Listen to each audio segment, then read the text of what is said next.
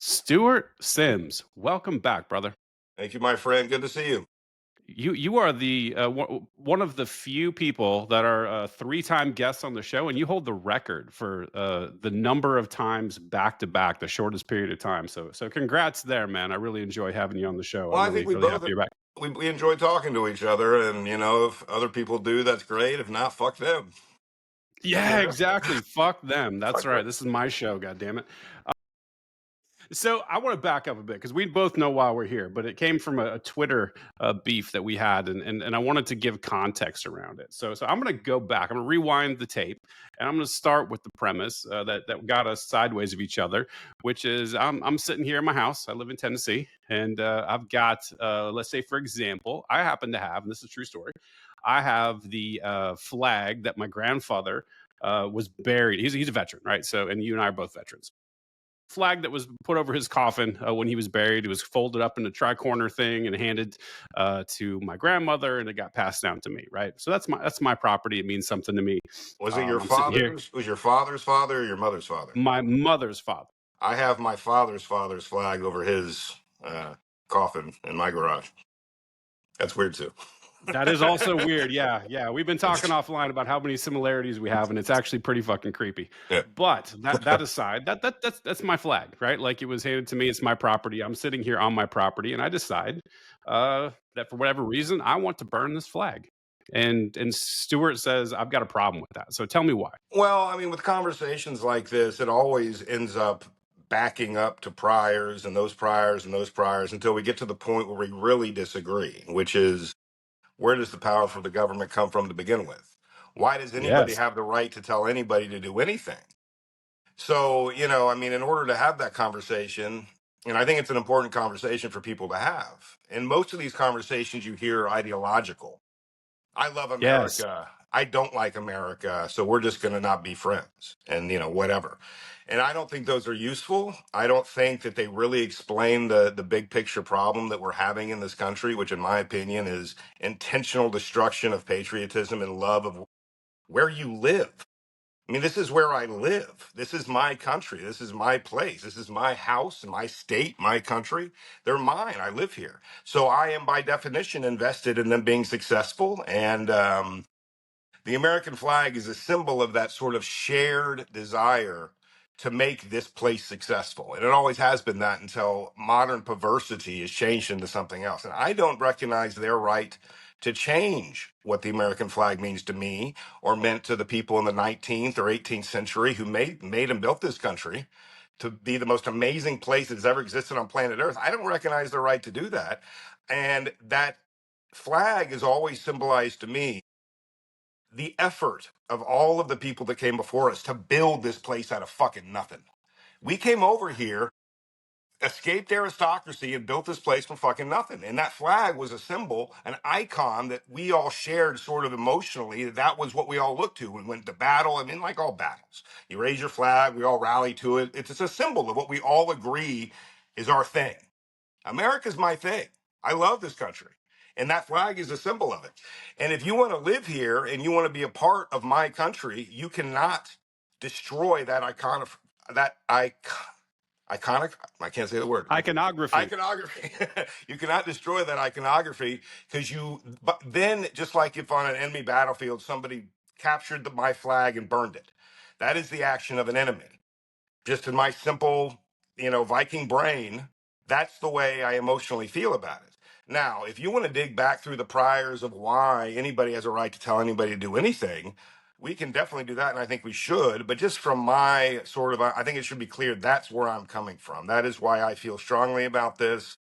I think that I have a responsibility to all of my ancestors who helped build this country to carry forward and not just give up when it gets hard. When assholes and criminals take over I'm not giving up. You're going to have to kill me. And when I'm dead, I'll give up. I'm never giving up. I will never give up my love of my country, my flag, all of this. It's going to go with me my whole life. And that flag is very important to me. And if I was, like I said, God Emperor of the United States, you would not be able to burn the flag without consequences. Because, in my opinion, everybody living here, this isn't going to be successful unless we all agree we're all trying to make this thing work. We can't have people living here. Like you can't have somebody in your company who is openly invested in your company failing. Why would you do that? Why would you allow somebody to be in your company who has openly stated they hate your company and they want it to fail? That's how I feel about the American flag and why I wouldn't allow somebody who openly asserts they are an enemy of my country, hates my country, then get out and let us try to make a beautiful country. First of all, appreciate the passion. Love the fact that you care, right? I think everybody should care a hell of a lot more about the outcomes for ourselves and for our neighbors. I think that's admirable. What I see happening though is that there's a bunch of things that are mixed in to your worldview here, right? Like obviously, well, we understand that a flag or anything, any other symbol is part of tribalism, right? It's how we identify as a member of a tribe. It doesn't matter if it's a sports team and your team's logo or whatever, right? Like you would, these things exist on multiple scales. So now we're And backing if up to our priors. Why do we we should, believe this? Right. Okay, here we go. yeah, sure. So there's tribalism, right? And there's a sort of shared like belief in something called a country, right? Countries don't exist. Like I want to be, and this is where I want to disambiguate our feelings, right? And our or maybe our biological wirings. And you're obviously you're a neuroscience expert. I want to separate that from philosophy. I think philosophy is very important when you're evaluating stuff like this. And this is a philosophical discussion. So, from a metaphysical perspective, countries don't exist, right? And the idea that we all like you stated, like this is my home.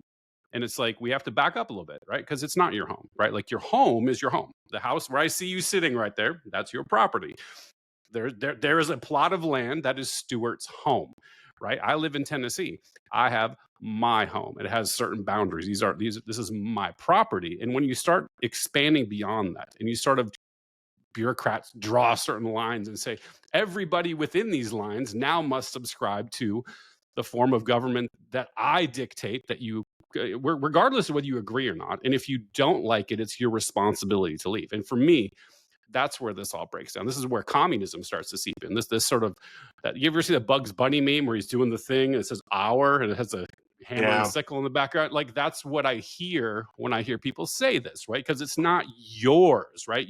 Private property is one thing. If you own your property, you have the right to do whatever you want on it. You have the right to exclude people from your property. Trespassing is a thing.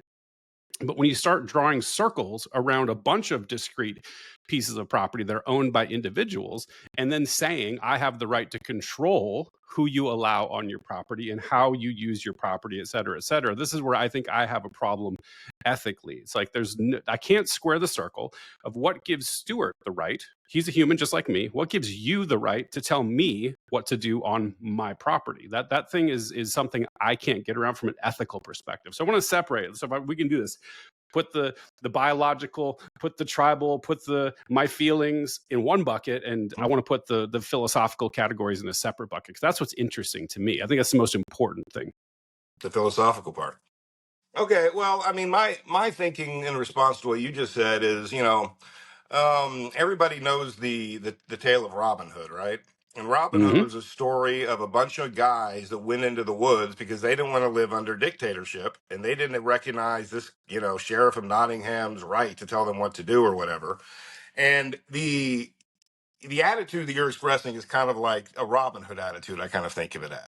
I don't recognize your right to control me or tell me what to do, so I'm going to go someplace where you can't do that and I'm going to feel that way. But the fact is, the force exists for the sheriff of Nottingham to make you do things, whether you accept his right to do it or not. This isn't a subjective thing. He has the force. These forces exist at the scale of government, whether you like it or not. They can make you do anything.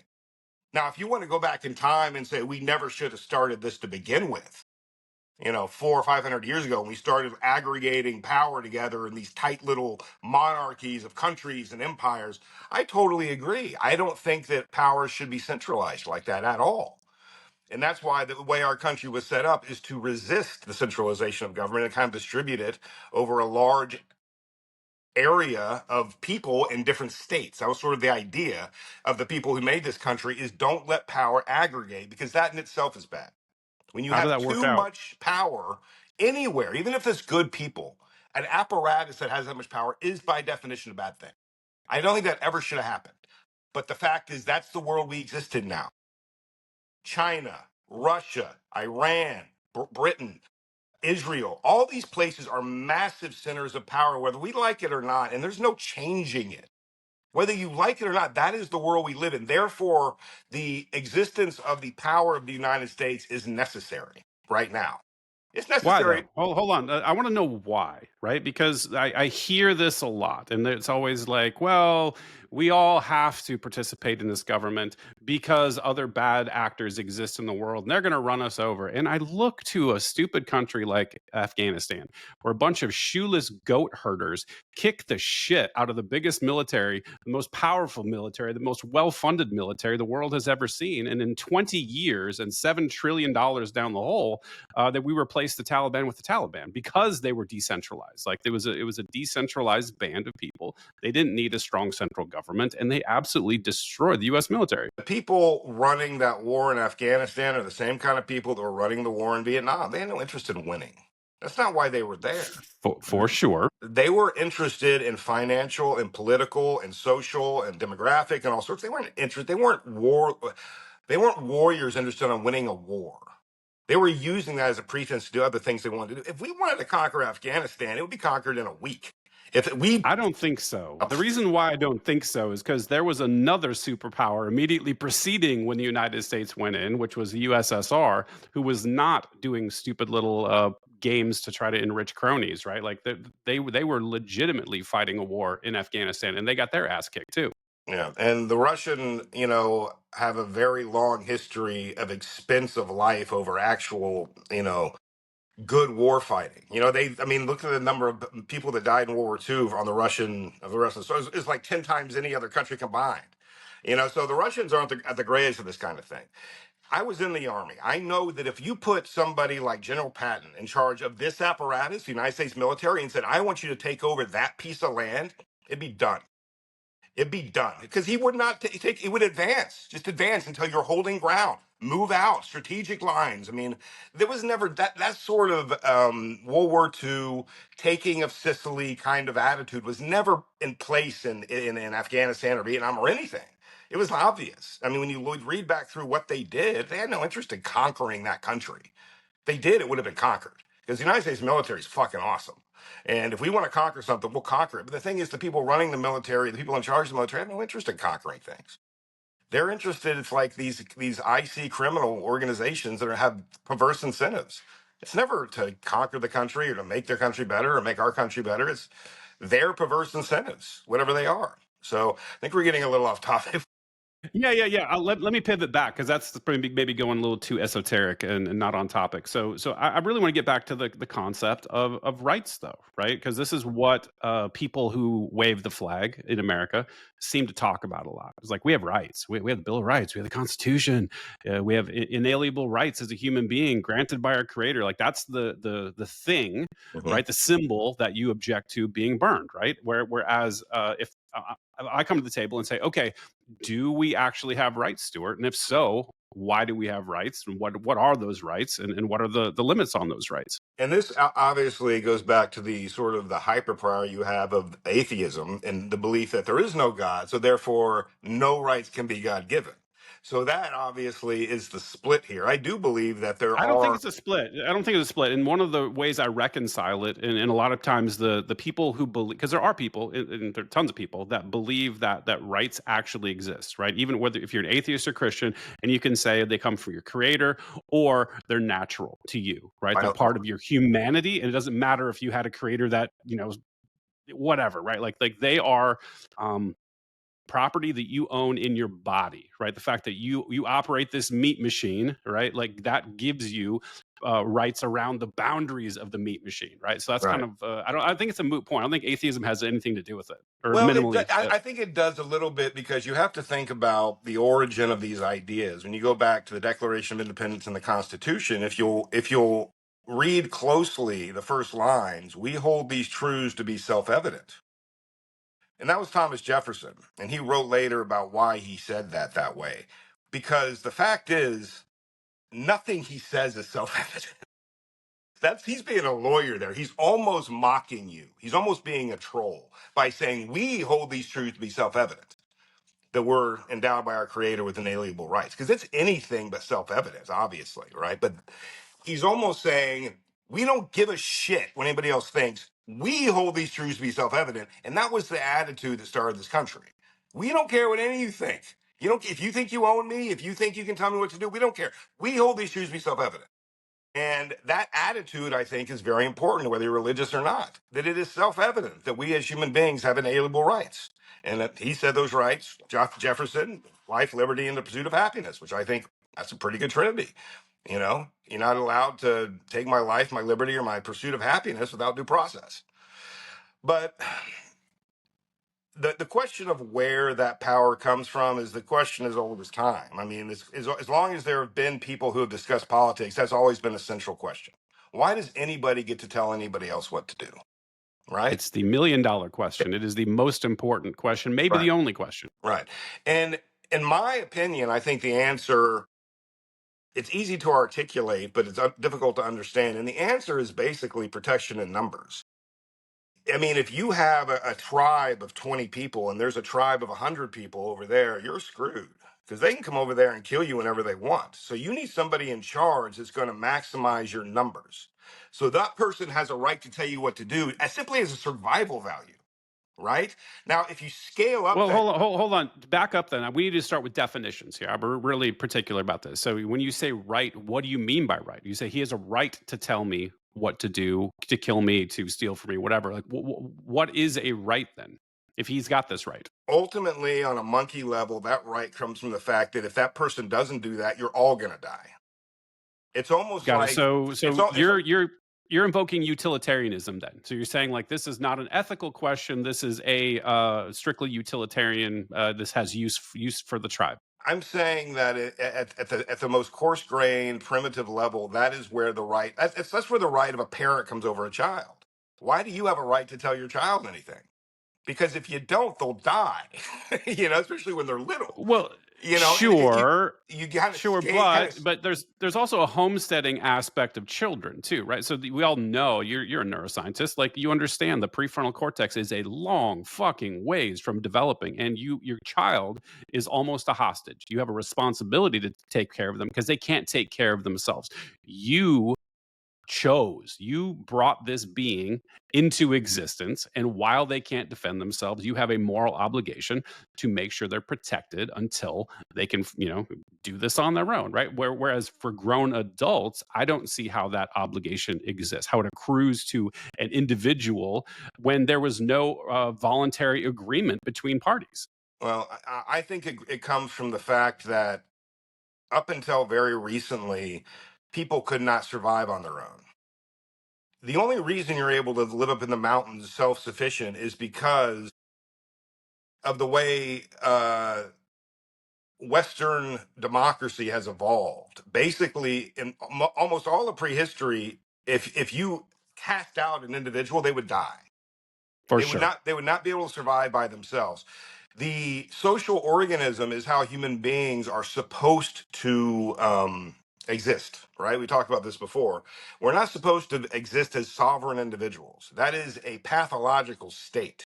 So when you accept that fact, that the Well, social organ hold on real quick, because I want to understand exactly what you mean. Because I don't think that there's anything necessarily antisocial about understanding that you are, number one, an individual who does have rights that cannot be violated. And also, at the same time, I'm part of a tribe, I'm part of a group, I'm part of a bigger social organism. I don't think these things are mutually exclusive at all. I mean, they're not exclusive. I mean, but you have to talk about them categorically. It's like talking about, in my opinion, masculine and feminine. These are covariant values. You can't understand one disconnected from the other. You can't understand the individual disconnected from the social organism. They don't exist in individual categories uncorrelated with each other. They are inextricably correlated. So you have to understand both in order to talk about their correlation, right? So that makes it more complicated. And I think that's where a lot of people fall down about individual rights, because they don't understand the correlation with society and intimacy and families and tribes and countries and all that shit, because it gets very complicated when you start talking about scales, the scale of the individual, the scale of the family, the scale of the local tribe, the scale of the state tribe, the scale of the federal tribe. These are all scales that you have to understand to have this conversation, which is why this conversation never happens, because it gets real fucking complicated real fast. So people become confused or the conversation always becomes confused in my experience, because they do not explicitly state the correlation between these things they're talking about. They're arguing as if they're different things, and they're not. It's like arguing that masculine and feminine are in competition with one another. The whole base of that conversation is bullshit. Masculine and feminine are covariant complementary values Mm. that, that you can't talk about them in competition, or the very fundamentals of your conversation is ridiculous. Right? So you have to go back and, as you said, define what you're talking about and clearly define these correlations if you want to understand and advance a conversation um, towards a better understanding. You have to advance it towards understanding through understanding these correlations. So it gets very complicated.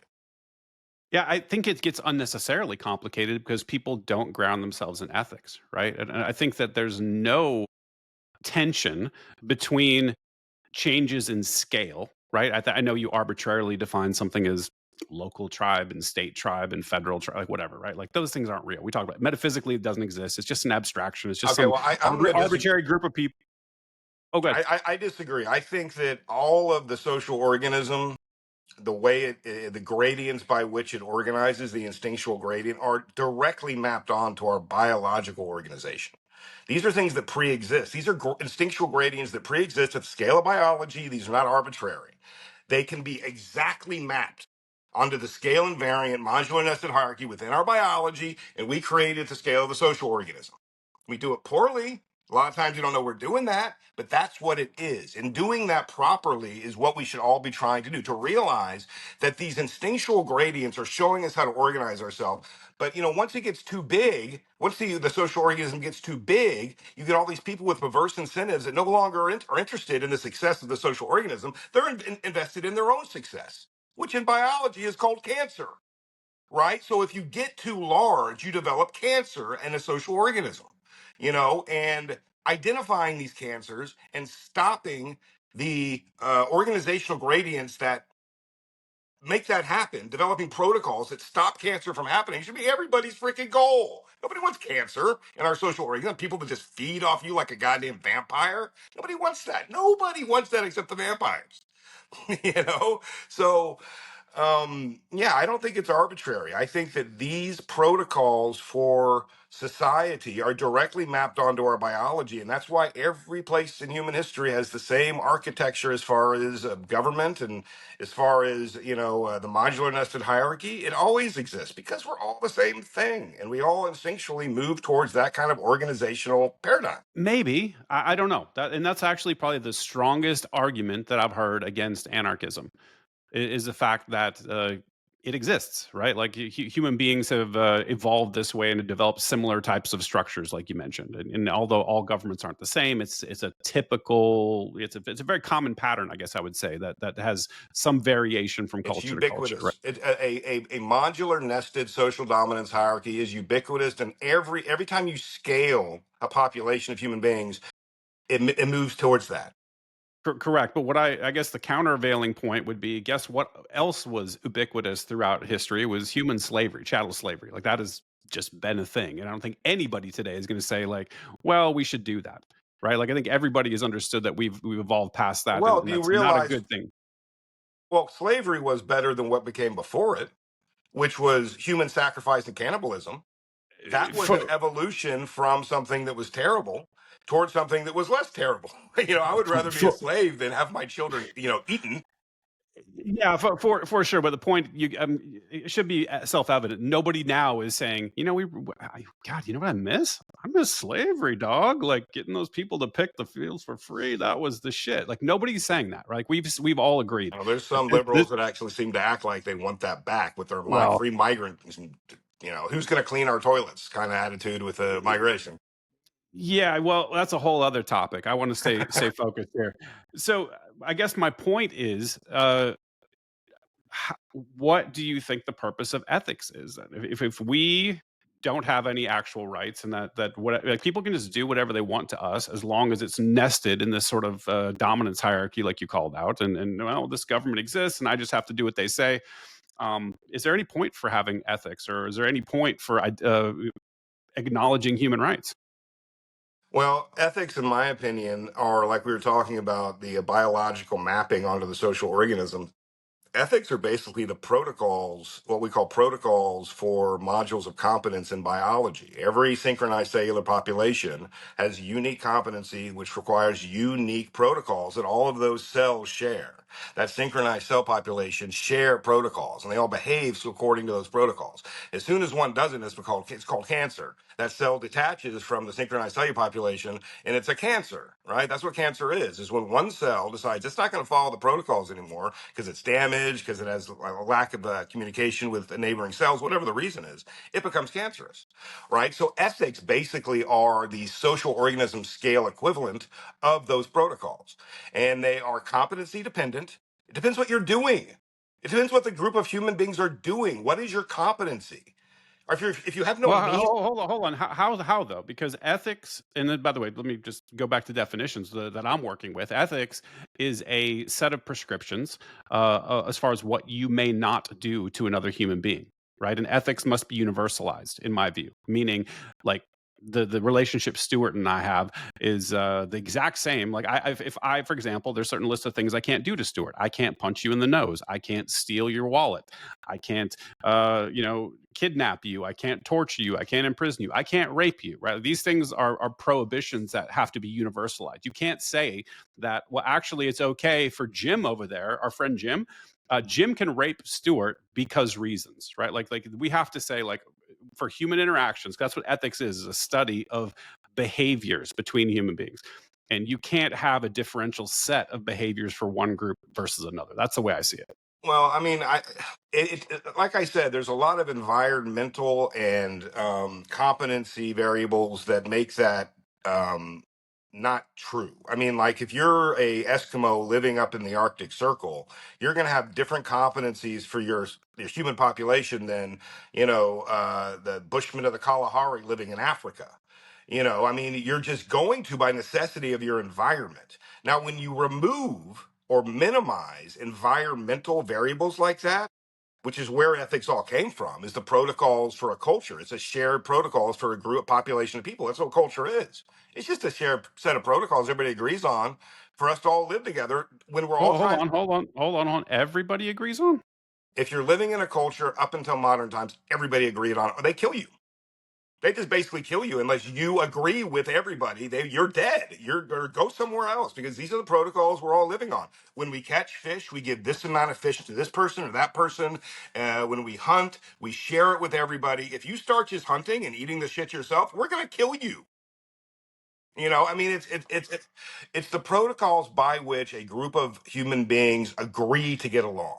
It's the protocols for culture. That's what culture is. And when you try to scale that to more and more people, and then you minimize meaning and competency, all of a sudden it becomes all confused. Everybody's like, it's all relative. Ethics don't really mean anything. Morality's relative. That's where that all comes from. Put those assholes in the jungle in the Amazon with 1,000 people, and you'll find it real fast. Morality is not relative. It is extraordinarily context dependent, dependent on competence, dependent on circumstance. Morals and ethics are situational. They're not relative. They are situationally dictated. So, like in the Sahara Desert, you can get killed for pouring water over your head. They'll kill you because people can drink from what you spilt on the ground. No such prohibition exists amongst the Inuits in freaking Alaska, right? They're not going to kill you if you pour water on your head. They'll call you an idiot because you have icicles hanging from you. But, that is, I think it really illustrates the situational protocols inherent in ethics and morality. It gets complicated when you build up these huge structures of social structures and everything. We all get confused about what's right and what's wrong. And we can argue about it and whatever. But when you break it down to the simplicity of where all this came from, the origin of ethics, the origin, what are those exactly? They are the protocols by which cultures all agree. Everybody in the population agrees is these are the rules we're going to follow, right? And we have over time found certain rules that pretty much work in any situation. 10 Commandments. Don't kill people. Don't try to fuck your neighbor's wife. Don't steal shit. These are basic protocols that are generalizable to almost any situation. Almost. Unless you're Yeah, in. and I think we've completely diverged though, because like I would completely agree with that, assuming that they're universal, right? So I think that you're making a claim. Correct me if I'm wrong. That you're saying, well, they're not relative. It's not moral relativism, but they're situation dependent, which seems damn sure a lot like relativism to me. Like it means they're changeable. Whereas I come from a position that it's always wrong to punch Stuart in the nose every single time, What unless I'm if we're at defending war? myself. What if I attack your family? Well, that's the difference. So this is the exception, self Situational, defense. So no, well, it is situational, but it's important to note, and this is where I come back to is, and we were discussing on Twitter yesterday. It's like the initiation of violence, right? It's where we like sort of try to paint you in a corner. It's like, oh, well, you're going to kill me for this. You're going to murder me, right? And I don't think that that's right. I think murder is always wrong. Defending yourself is fine. If Stuart attacks me, he's running at me with a knife and I shoot him in the head, like I'm good to go, man, because I'm protecting myself. I was minding my own business peacefully. Stuart attacked me. I have a natural right to self-defense. I killed him, and like that's okay. Initiation of violence for me is a no-go. Initiation of theft, right? I'm stealing from you. That is a universal no-go. I don't care if you have a badge and a costume. I don't care if you work for the government. You may not steal from me. You may not kill me. You may not kidnap me. You may not rape me. These are things that are prohibitions that are like I have ownership in my body, and you're just a human just like me. You have no greater claim on my life than I do. And I don't see how people make this mental machination to give this other person who is just exactly equal. If you're looking from Aristotle's laws of logic, A equals A, you are a human being just like me. What gives you a greater claim on my life than I have myself? For me, that breaks down logically. I cannot square that circle. Well, I mean, have you ever watched that show, The Walking Dead? Oh yeah. Okay. So the claim that you're making that it's never all right to initiate violence, never all right to steal or anything, is wonderful when everything's in abundance and there's no competition for resources. And me and my family will die unless I kill you and take your shit. Suddenly, that situation becomes a morally different situation because No, it does not. It does not. And I'll tell you why. So what I think you're getting at is, would you do it? Right. And I think everybody, if put into a certain situation, would cross ethical and moral boundaries, and they would potentially kill. They would potentially steal. That doesn't change the ethical character of their action. It is still evil to do that. But everybody, in put in a certain situation, they're dying, they have to protect their children. Like almost everybody has a line to which morals and ethics go out the window. And they're like, I'm sorry, I will cross this ethical boundary because I need to survive. That's in our DNA, man. to We're me baked into. that's like arguing that a lion is immorally and ethically wrong to kill a gazelle. And to me, No, I don't think it's the same you're thing. making the same argument. You're saying that even if you, it doesn't matter if you're going to starve to death and your family and all your cubs are going to die. It's still wrong to go kill the gazelle. You're going to do it because everybody does, but it's still ethically wrong. That to me, that's the same argument you're making when you're talking about a human being whose family will die unless they go and kill something and take whatever they need to survive. When you're talking about a predatory ecosystem, which is what ecosystems are, predation is the ubiquitous feature of all ecosystems on Earth. So you're basically denying the reality and the existence that we've created human ecosystems where predation is minimized. And that's why you're able to sit here and say these things to me, because you're safe and you're protected by all these things you hate. And if all of a sudden they were taken away from you and you were flung into a natural ecosystem where human beings were competing, like the Native American Indians were competing for, seriously, if you didn't go attack another tribe, your tribe would die. because you don't have enough resources to get through the winter, right? Yeah, yeah, we don't live in that world now, Stuart. Like We don't. I'm open to, we don't, We honestly. don't. Like We don't. like like We don't live in there's that world. But that there fact is is that is the world from which we originated. That is the world that exists outside of artificial human ecosystems everywhere else.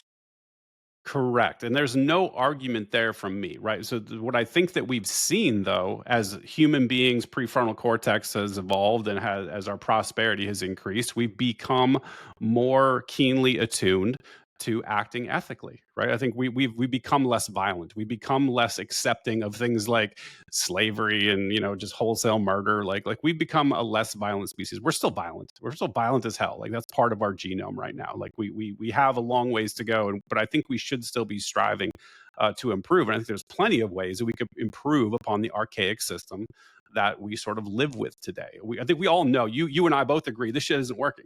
This shit is all fucked up, and it is, in my view, it's a predictable consequence of giving somebody the power to legally murder. I think once you do that, and this is what Tolkien's Lord of the Rings series is about. The Ring of Power was a metaphor for government, and that's why no human could carry it. A hobbit had to carry the ring, and the only solution to that was throwing it into Mount Doom, into the fire where it was forged. Like you have, and remember when that guy, after he had the ring in his hand, he was right there, he's ready to throw it in, and he looked at the other dude, he goes, no. No. Like it is this is a predictable consequence that no human being has that ability to ethically wield that level of power. It's I always going totally to end up. agree. I totally This is agree. But why the the fact is that level of power exists whether you like it or not.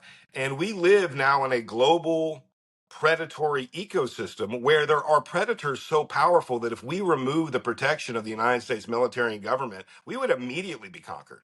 I mean, if I snap my fingers right now and the entire military and all nuclear weapons, China, Russia, Iran, probably Israel, and Mexico, they would all invade us because we have so alienated the rest of the world, but through the behavior of the criminals in government, we have created such hatred for our country globally that if you remove their protection, this whole thing around us would cease to exist. I'm convinced almost immediately.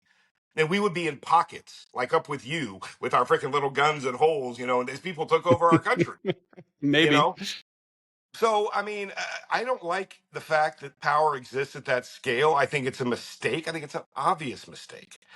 And it was written into our Constitution to prevent that from happening. It's happened anyway. But the fact is, at this point, it's necessary until we de escalate, until the existence of the United States creates a necessity for military parity. China and Russia have to feel like they're in some sort of parity with us. Just the existence of us creates that parity. What we're going to create that parity and then all of a sudden downsize by ourselves. Why? Do we want to die? That's the only reason I can imagine you do that is you want to die. If you create powerful enemies and all of a sudden you're like, all right, I give up. That's not Yeah, that. yeah, and that's not what I'm advocating for, man. Like I think we have two different tracks here. We're talking about the philosophical question about human rights, right? And then we're talking about, like, what do you do about it? Like we both Practical. agree it's all fucked up, right? It's all fucked And up. I would like to see more towards a move to decentralization, even to balkanization. Like you have, because obviously we can't get along. California and New York do not vibe with Tennessee and fucking Texas, man. Like we are not the same type of thing. And so splitting things up and then moving to a world where we care more about friendly relations with nations instead of bombing the shit out of people doing this horrible stuff the United States has done. Trade with people, right? Like, just one of the best ways to ensure peace with other countries is trading with them. Like, people love their economic interests, they love their self-interest. They don't want to come conquer you. If there's a vested financial interest, it's much cheaper and easier just to trade, man. Like, it really is. I think that's a little naive simply because the most ubiquitous feature in human populations is the recycling of pain and violence. And the fact is, we live in a world where we have spun up so much generational pain and violence. It's going to take generations before that goes away, which is mean if you try to be nice, you're going to have assholes. Oh, okay. You want me to be Hold on. nice? You want me to be Not saying nice? be I nice, mean, not saying be nice. I'm saying try to trade with people and establish better relations while also protecting yourself. Like, I am a huge advocate of the free market, and I think that anytime you have the free market in charge of anything, you're going to come out with something that's better and cheaper than the government can do. Government has a monopoly, and monopolies are absolutely inefficient. They're wasteful. They waste resources, and they don't provide as good a service. It's like the DMV. Like you have no option. The DMV has no incentive to provide you with good service. Whereas if you pay somebody to defend you, their entire job is to make sure that you're protected, right? So I think there's other options. We obviously would have to transition to it. I'm not saying tomorrow I want the entire government to collapse. That actually scares the shit out of me, because I think the government is about to collapse. The US dollar is on its last legs, and what happens after that could be catastrophic for everybody. I don't want to see it. I'm trying to look forward as like, what could we do differently in the future? How might we structure things to actually be an improvement upon the experiment called the United States, which has clearly failed?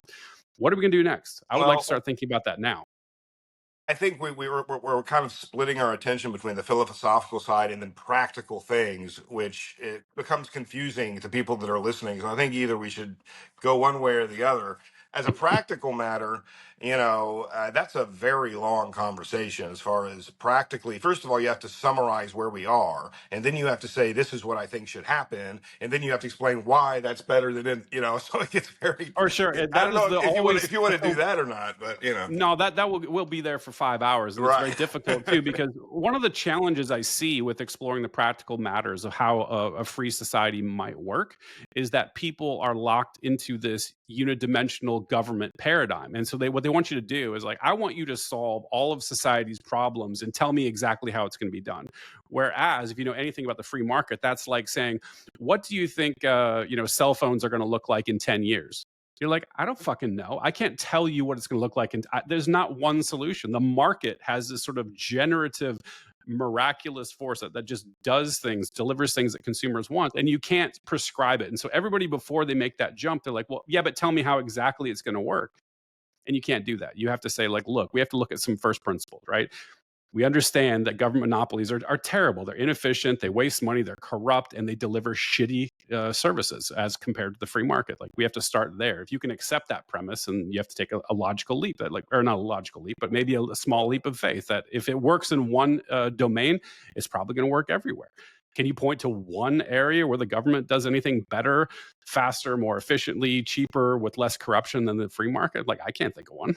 No, I mean, but the thing is, you have to back up to the fact that it seems that almost all Western government are captured by people with perverse incentives to one degree or another. For sure. And they are functioning exactly like organized crime. They're concealing the sources and flow of their income. They're concealing their connections to one another. They are behaving very explicitly like organized crime. So until you address that, nothing else fucking matters, because you have a class of elite, wealthy, powerful people who are all part of a sort of a module, a cultural module that is sort of distinct from the rest of, they call it the elite class. And these people are basically criminals. They are morally degenerate. They are ethically degenerate. And they have perverse incentives that are not in any way, and they are homicidal. I mean, they're a group of homicidal people.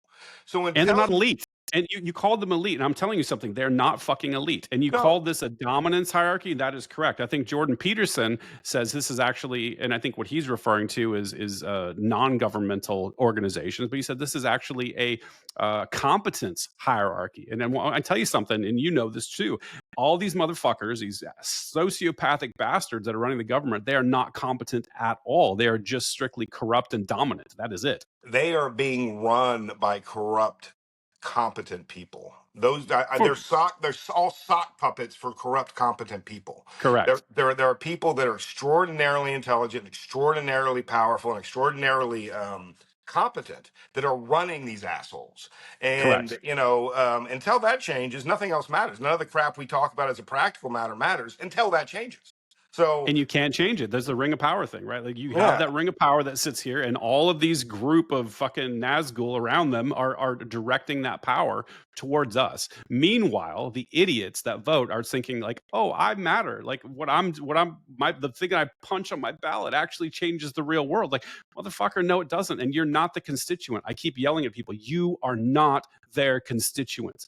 Their constituents are the rich, the powerful, the corporations, the people, like you said, are actually competent, the elites of the world. Like, they are running the show here, and you are a fucking hapless fool. Like I you are think I think it's always been this way. I think this is happening at scale, and so it is revealed. But I think Mm. it's always been this way. I think there's always been a sort of power dynamic like that where over time these competent, intelligent, brilliant people sort of aggregate at the top, and then they sort of detach themselves from the governing body and sort of sit back and influence things so they don't have to take responsibility for anything that happens, which is smart.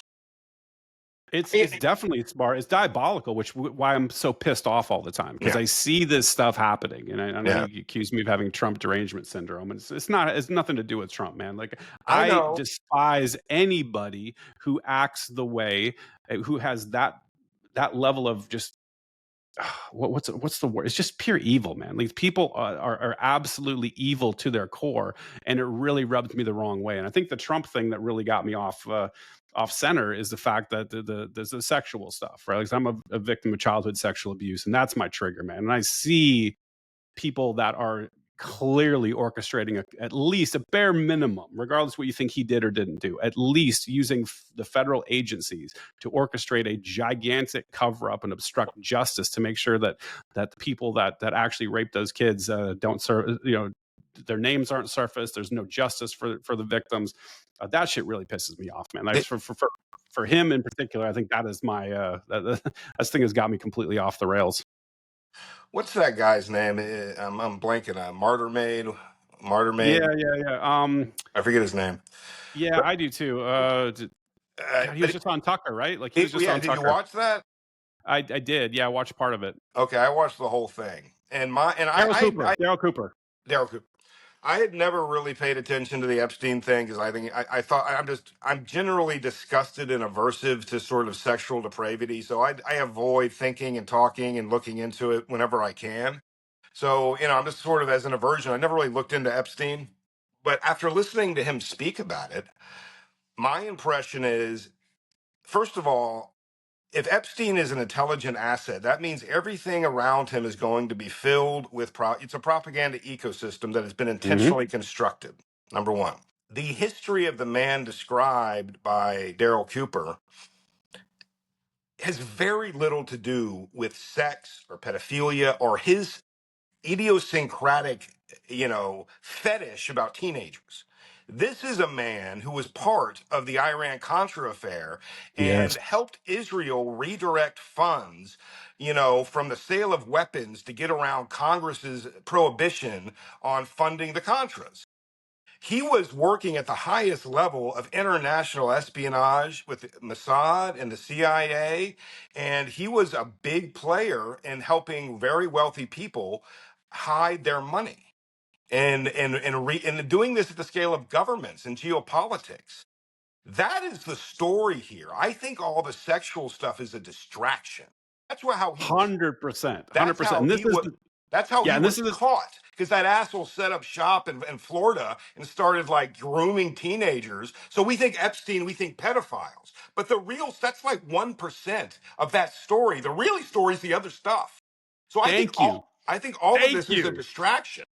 Yes, yeah. So that you actually nailed it. So part of the thing that maybe you thought I had TDS about was it's not just the sexual stuff. That's really gross, and I really feel for the victims, and I really hate to see the government stepping in and stopping people being prosecuted for those types of crimes. Right. So that's one bucket. But the other thing that really more than anything, I think, is the fact that clearly it's an intelligence operation, and our highest levels of government are now compromised to a point where everybody running the show is, I mean, you see with Trump, we talked about this last time, his strings are being pulled by Israel. Like we don't have a government in charge of anything anymore. We have something else, and nobody knows exactly who it is or what it is. I think there's some suspicions about it. I think there's plenty of indications. We can generally guess at least who's partially involved with it, but our entire government's compromised. And when I called for impeachment, I'm like, people look at me like I'm crazy. I'm like, this is the biggest deal I think in the U.S. history from a presidential scandal standpoint.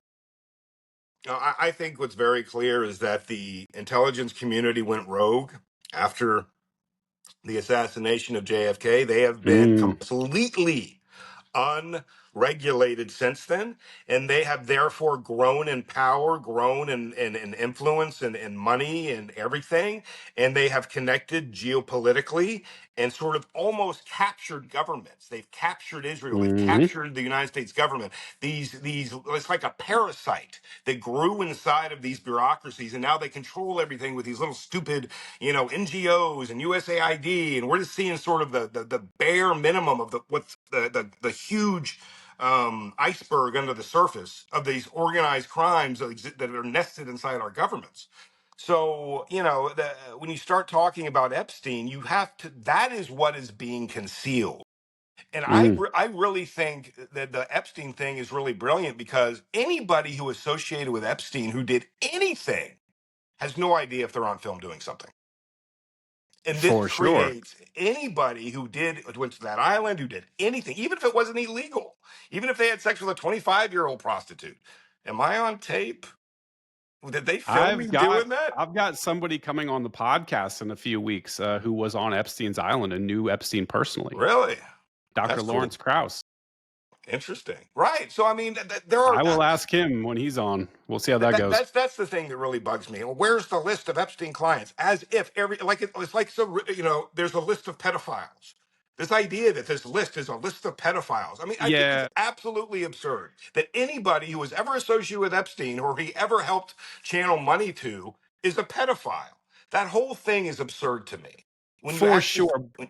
But and I get that. That's like this low resolution view. Like oh, Pam Bondi's got the list on her desk. Like as it's a fucking Santa Claus list or something. Like that's not the way it works. But they do have troves and just tons of data. They've got obviously video recordings, they've got hard drives, and also look at the I mean, we can follow the financial trail. There was $1.1 billion worth of trafficking money that went through just one JP Morgan account. JP Morgan was sued and had to pay almost $500 million. The US Virgin Islands sued them for complicity in sex trafficking, right? So we have a paper trail of $1.1 billion, and people are looking around like, well, we just can't figure out who paid for sex. Like, yeah, you can. Like the FBI and the CIA clearly know who these people are. And this entire thing is a giant fucking ruse. And now they're threatening to arrest Obama and Hillary to try to throw red meat to the conservatives to distract them. Like, this is a big fucking story, man. And I don't see how Trump lands his plane. I don't see how he finishes this term, frankly. no, I don't. I mean, I think we've briefly touched upon this, and I wanted to get back to the whole thing about TDS because, it's like, have you ever known anybody who's a probate lawyer? No, I have not. I know a lot about probate, but I don't know anyone who is a probate lawyer. Well, my dad was a lawyer, and I've known probate lawyers in my life, and they tell amazing stories about divorces, right? There's always, you go drinking with probate lawyers, it's endless. And the more they drink, the crazier their stories get. Because the way people behave when they have perverse incentives, when they hate the other person so much, the things that happen are just incredible. Approaching any evidence from a perverse incentive decreases the value of your ability, your capacity to understand what's happening. Whenever you hate somebody, whenever you're angry with them, the value of your opinion is decreased.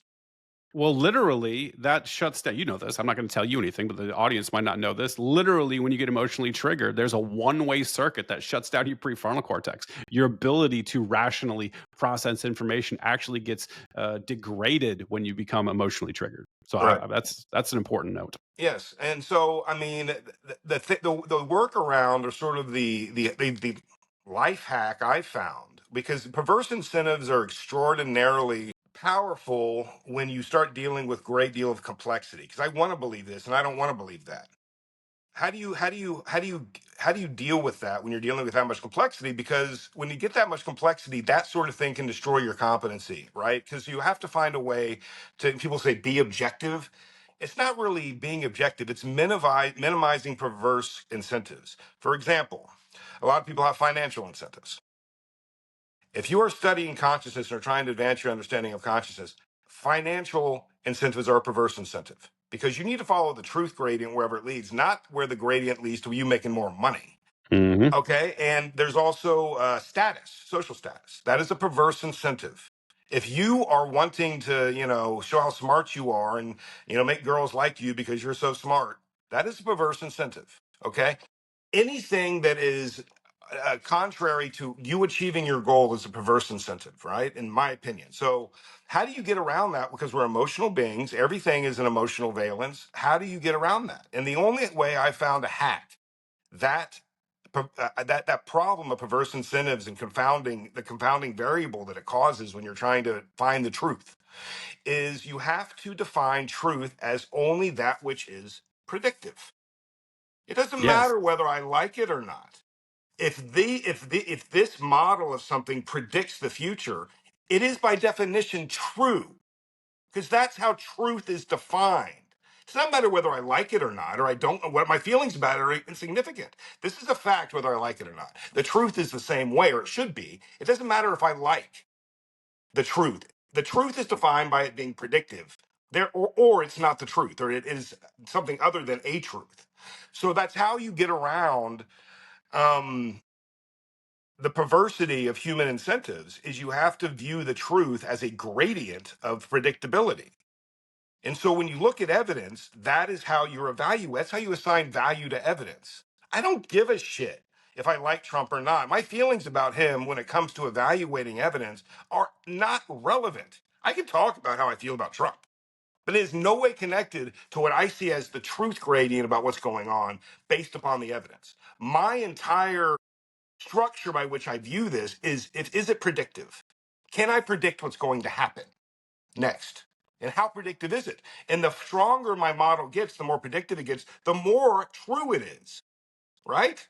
You're Man, you you seem to have a lot of anger and hatred and negative feelings that create a sort of gravitational pull that pulls you away from making good predictions, because anything that indicts Trump, even if there's low evidence, you're like, anything that it says anything good about Trump, even if there's a lot of evidence, you're like, nah, no way. And that's almost like when I was talking about perverse incentives and divorces. When a wife hates her husband, she's not going to believe anything good about you think about him. But if you say, he shot JFK, she's like, maybe it's possible.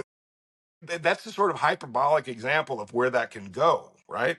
and I accept that that is a potential outcome. And this is why I tweet, right? We've talked about this before. We've even had private conversations on DM where we say, hey, this is what I think is going to happen. And you put your thing on the table and we'll see what happens. I do this intentionally. And I'll oftentimes reference my old tweets because I have a very good history of very, precisely predicting things happening. Like I got a bunch of shit for saying Elon and Trump are going to get a divorce. And it's like I would resurface my tweets after the whole thing blew up. And it's like, look, I called it, right? And I'm not trying to like take a victory lap, but this is part of, like you said, I completely agree. Can you make accurate predictions based on the information available? And I think that I do a pretty good job making accurate predictions. Yes, I have disdain for Trump, not because of him personally, most of the time. I hate his policies. I'm not a communist. I'm not a state socialist. I don't like the shit that he does with COVID. That was fucking reprehensible. It was a goddamn war crime. The guy's a terrible human being, but also I can separate that. I can put that. I think you're an asshole because you did this stuff. And then when things come up, I can look at this discrete issue and be like, I'm not in favor of this. What you're trying to do with tariffs is fucking retarded. Taxing Americans is a terrible idea. Don't do that thing. And I can have both. The both things can be true. I think I've gotten a level of sophistication. Maybe I'm not perfect. I'm probably going to screw something up. We all get stuff screwed up. But I think for the most part, if you look at on balance, like I'm usually right, man. Like I call it probably more early than some. And I think a lot of times I get heat for it. But you're just like, hey, just wait 6 months. You'll come around. I think I've got a pretty good bead on who he is, what he cares about, and the way he's trying to steer things from a policy perspective. I mean, whenever I talk to you, I get a much different impression of your thought process than when I read your tweets, which are almost always, one-sided. Trump sucks. Are you going to, what is it you always say? So are you ready to impeach him yet? Or, I Yeah, mean, yeah, yeah. over. Well, hold on. Like, why would you not impeach him? If you agree, right? You Which want you JD Vance to be president? Yeah, I'm jokingly, I even created like an AI campaign sign that said Vance Johnson 2025. Like that's my campaign sign. I mean, I don't think it matters. So like, I don't really give a shit. Like, I think the whole thing is rigged. Like you said, I think it's all being run by the elites and it doesn't matter two fucking bits who is running the show ostensibly, who the puppet dictator at the top is. I don't think it matters at all. So I don't really care. But yeah, I talk a lot of shit when I tweet. But ultimately, like I care about policy, and I think if you're looking at things from a policy perspective, he should be removed. If you orchestrate a criminal, it's clearly a criminal conspiracy. And I'm not a conspiracy theorist, but he has orchestrated the CIA, the FBI, and the DOJ in an orchestrated criminal conspiracy to cover up the most important thing that's ever happened in our government, which is the blackmail of our using basically child prostitutes or underage prostitutes to compromise government officials and completely capture our government. I think it's a pretty fucking big deal from a high crimes and misdemeanor standpoint. I can't think of anything bigger. I don't care about Clinton getting his dick sucked. That doesn't matter. Like this is probably the most consequential crime that has ever been done by a U.S. president in history. And so for me, I'm like, this is pretty mild. If I'm calling for impeachment and removal, I'm kind of like, that's actually on the milder side of what should happen from a consequence perspective. Well, like we were talking about a few minutes ago, the capture of our governments in the West by these organized crime families, basically, is what is being covered up. In my opinion, Trump was loosely aware of this because he's kind of part of that elite class. Mm-hmm. And I think he has grown in awareness of the real picture after getting involved in politics. And my impression is he wants to be the head of the new crime family who's in charge of this thing. Clearly. He's not trying to save the United States and I mean all this patriotic stuff. He wants to kick out the other crime family so it's his crime family. He wants to be the new mob boss, basically. He wants to be in charge of this crap because he's not going after the CIA or going after the intelligence community and dismantling it, which is what needs to happen. I mean, if he was actually intent on doing that, he would have been doing very different things than what he's done. What he's doing right now is sort of he's creating a narrative and a front-facing story of what's going on, while him and his people are doing other things, like criminals. You know that you want people to think you're doing this, but you're actually doing that, right? And we have no idea what that is. But it seems to me, just generally speaking, Trump is trying to capture the government with his own little crime family. For sure. And he's evolving the racket too. I mean, just look at something like Trump coin. That is clearly a payday. That is clearly, I mean, think about it. He released that right when he was going into office. And I would bet my entire life that money that flowed into that Trump coin originally that got him was over $1 billion or something like that.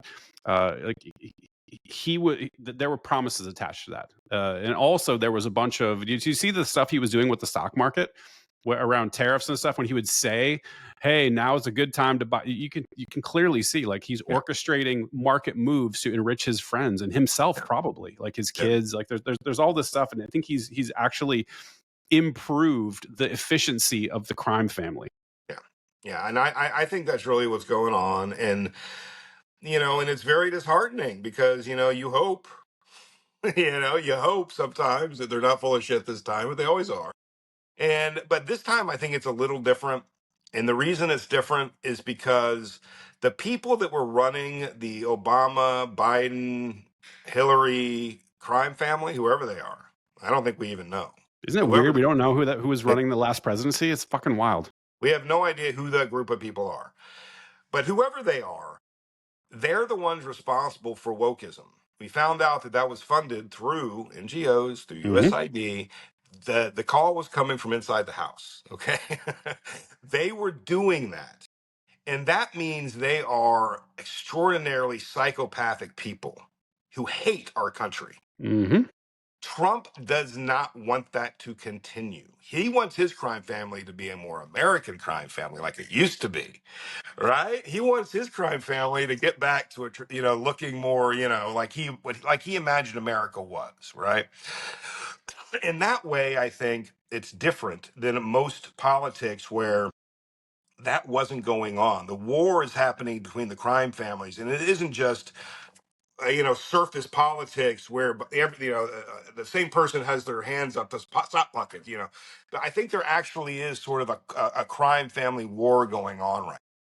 Do you really think so? Because Yes. I think that there's definitely going to be some of that jockeying for power, but ultimately I think they're in on it together more than they're not. One of the things that we'll see how it plays out, but this is my prediction, is there's not going to be any fucking arrests. There's not going to be Obama and Hillary and all these people. Oh, we've Well, they might started arrest them, investing. but they're not going to do anything. They're not going to do shit. This is Yeah, performative, and I don't think that there's going to be anything that comes from this. I think there's this unspoken rule that once you enter the crime family, the meta you're crime family, made. right? You get made. You're made. Yeah, yeah, you're made, and you also where all the bodies are buried, and this is why I think you can't go after anybody. This is why the Epstein list isn't going to be released. This is why like none of these people ever facing accountability, is because you can't. At that point, you're in, and there's no like you're part of this. Like what's Carlin say? It's one big club, and you ain't in it. They're definitely in it, and it's all bullshit. Yeah, but I mean the woke stuff, which is it's what James Lindsay calls cultural Marxism, and it is that, and it is absolutely intentional malignancy that is being pumped up by the intelligence community through NGOs. It's infected public education. It's infected academia. It's been paid for. All the woke outrage you'd hear whenever anything. That's why that was all funded. All right.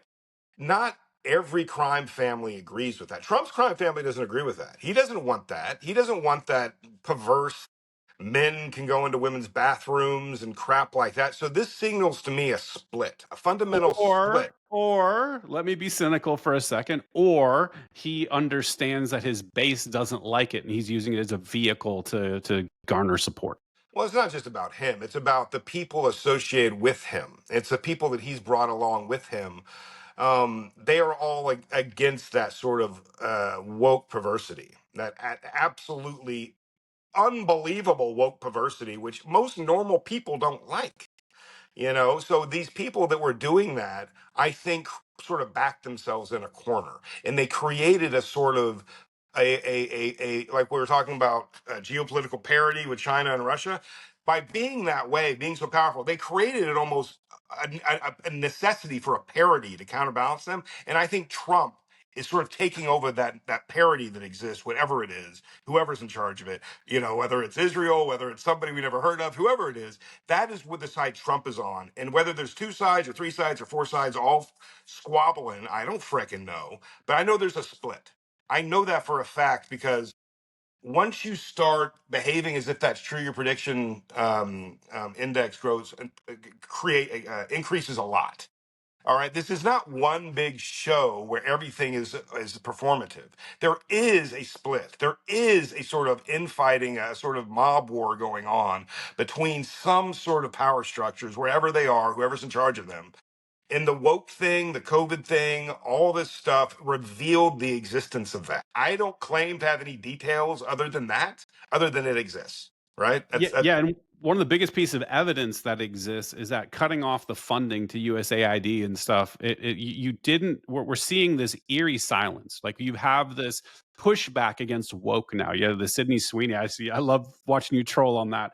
That's that's fun. absolutely. It's so There's much fun. still the only people you see shrieking about the Sydney Sweeney ad are like the low level foot soldiers, the true believers, the Marxist useful idiots. Yes. That it's like that structure has been removed, right? That woke structure has been pulled out. That media conglomerate that's pushing this sort of una narrative everywhere. That's gone, and now you see just like these individual people tweeting that I don't like the Sydney Sweeney ad because SS and she's a Nazi, and then everyone just kind of shrugs and moves on. There's not that. You remember that time when woke was really at its peak, and I don't know if you know, I had Helen Pluckrose on the show too, and I talked to her about it. She's another person besides James Lindsay who's fantastic on this issue. Talks about the origin of woke and how it got polluted into the corporate structures, and how it like is just this massive like a juggernaut of a force. And it's like overnight, once you pulled that funding out, you saw like, oh, this is actually Yeah. not real. This is It completely a evaporates. construct. Yeah, evaporated It overnight. completely evaporates when you pull the government funding, which means that's the origin of it. We know that Yep. now. It was like Frankenstein's monster. It was just a false thing. It wasn't real. It never was. And once you remove the funding, it vanishes. And that in itself should be an enormously updating fact that I don't see other people updating to like they should.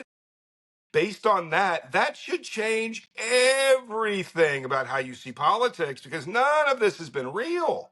This is being funded by billions of dollars funneled to NGOs secretly by these organized crime families that have perverse incentives for whatever reason.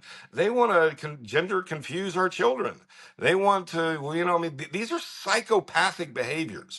Well, it's Marxism. This is strictly out of the Marxist playbook. It They've is. tried to push race issues. They try to push the gender confusion, the gender queer. So, like, this is all part of the Yes. disintegration of the Western capitalist structure. That's what they're aiming for. And that's what I think we're seeing. I think we're seeing whoever the players are, whoever is actually running these crime families in the government, there's a split between these Marxist, communist psychopaths.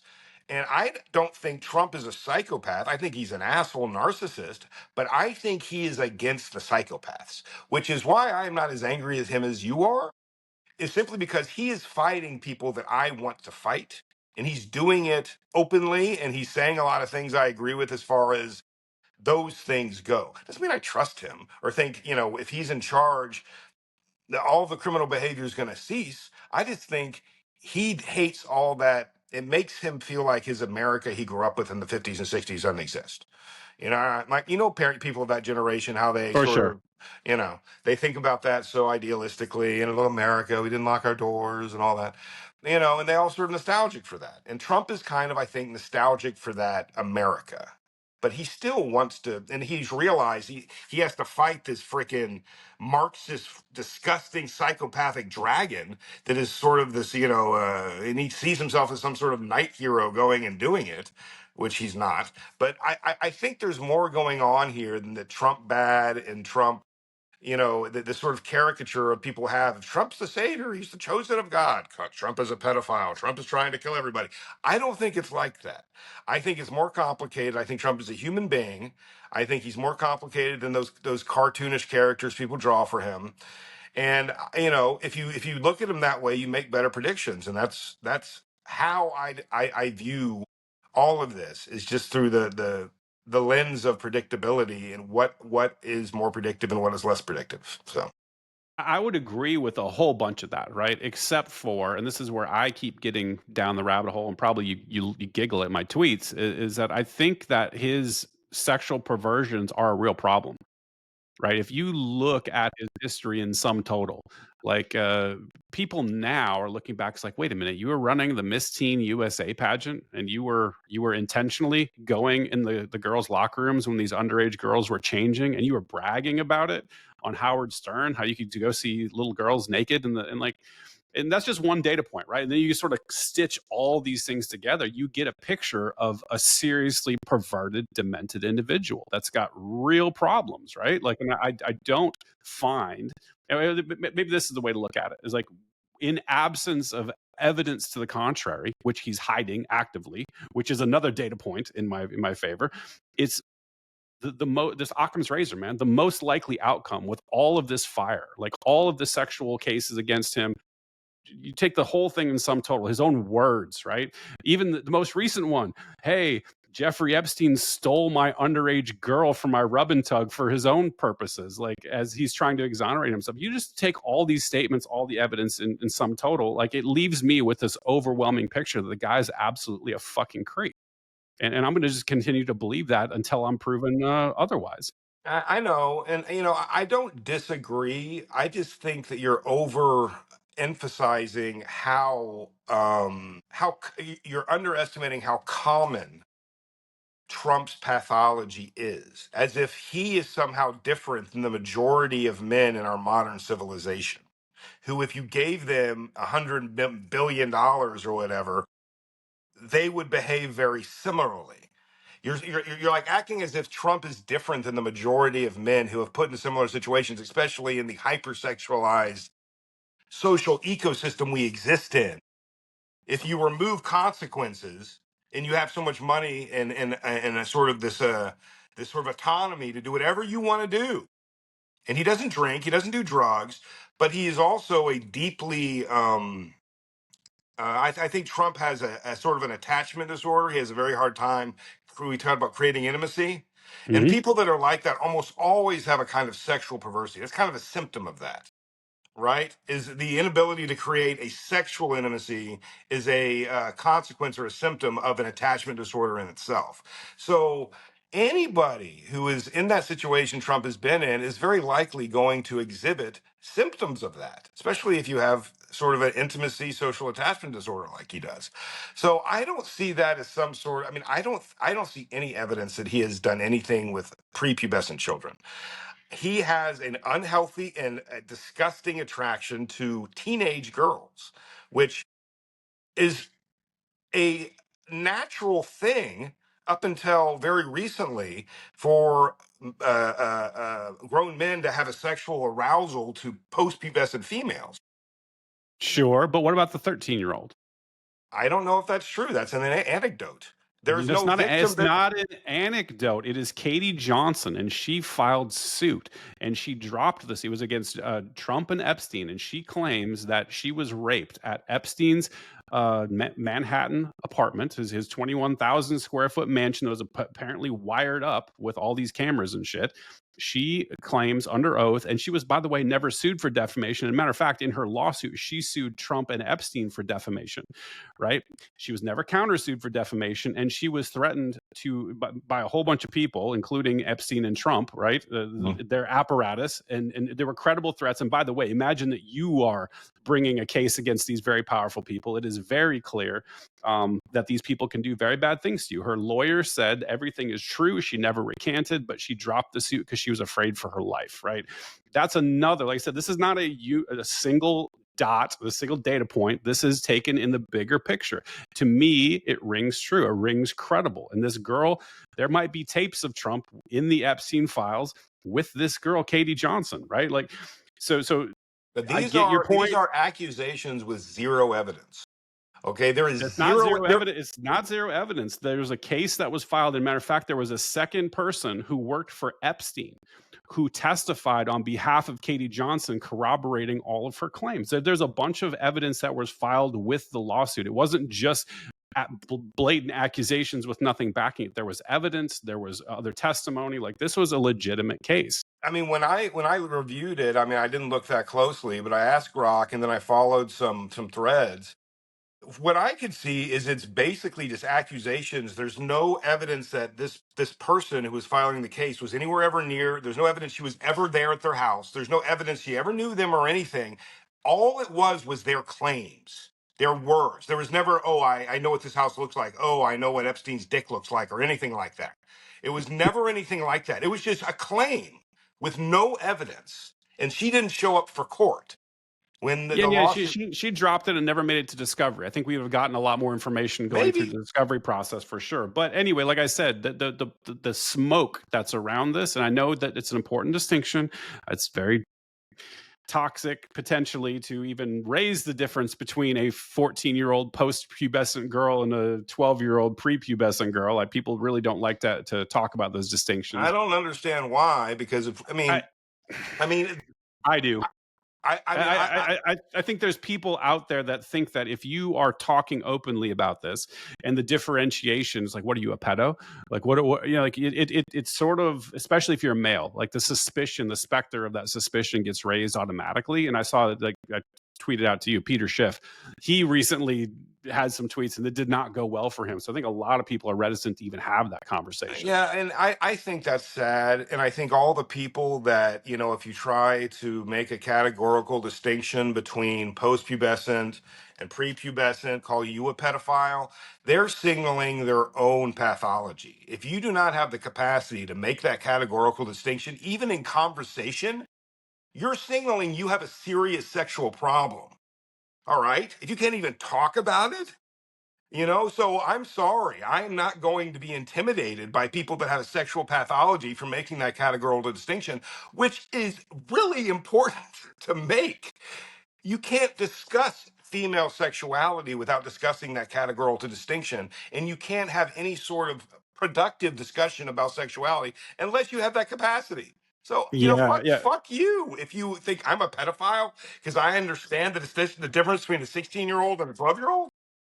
I'm yeah. No, not no. the one I with the problem here.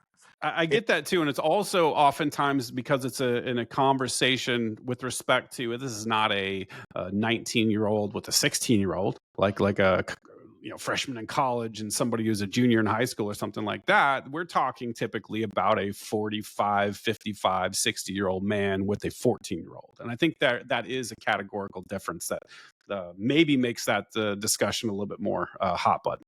Well, I think the hot button I mean, I just said I don't know why, but I mean, I think why men, especially sometimes women, but men especially, become increasingly agitated when you have this conversation. It's like if something's trying to eat your children, like there's a dog, Mm, and the closer that dog gets to your child, the more agitated you're going to get. The closer you get to the prepubescent ages like 13, 12, 11, 10, the more upset they get. Because I think it's this, they really don't have the capacity to understand why they're upset, but instinctually men want to kill other men yeah. that sexually abuse prepubescent children. And that is the anxiety and the anger you're seeing, is sort of this instinctual feeling that all men have, because we're men are the natural predator of pedophiles. That's why when you put pedophiles in a cage with a bunch of men, they kill them. You know, Yeah, yeah, It- you're through dealing. yeah, yeah. So I mean, that is instinctually why men behave that way, and I get that. But we have to grow more sophisticated than our instincts, and we have to be able to have these conversations about 16-year-old girls have sex with their 17-year-old boyfriends.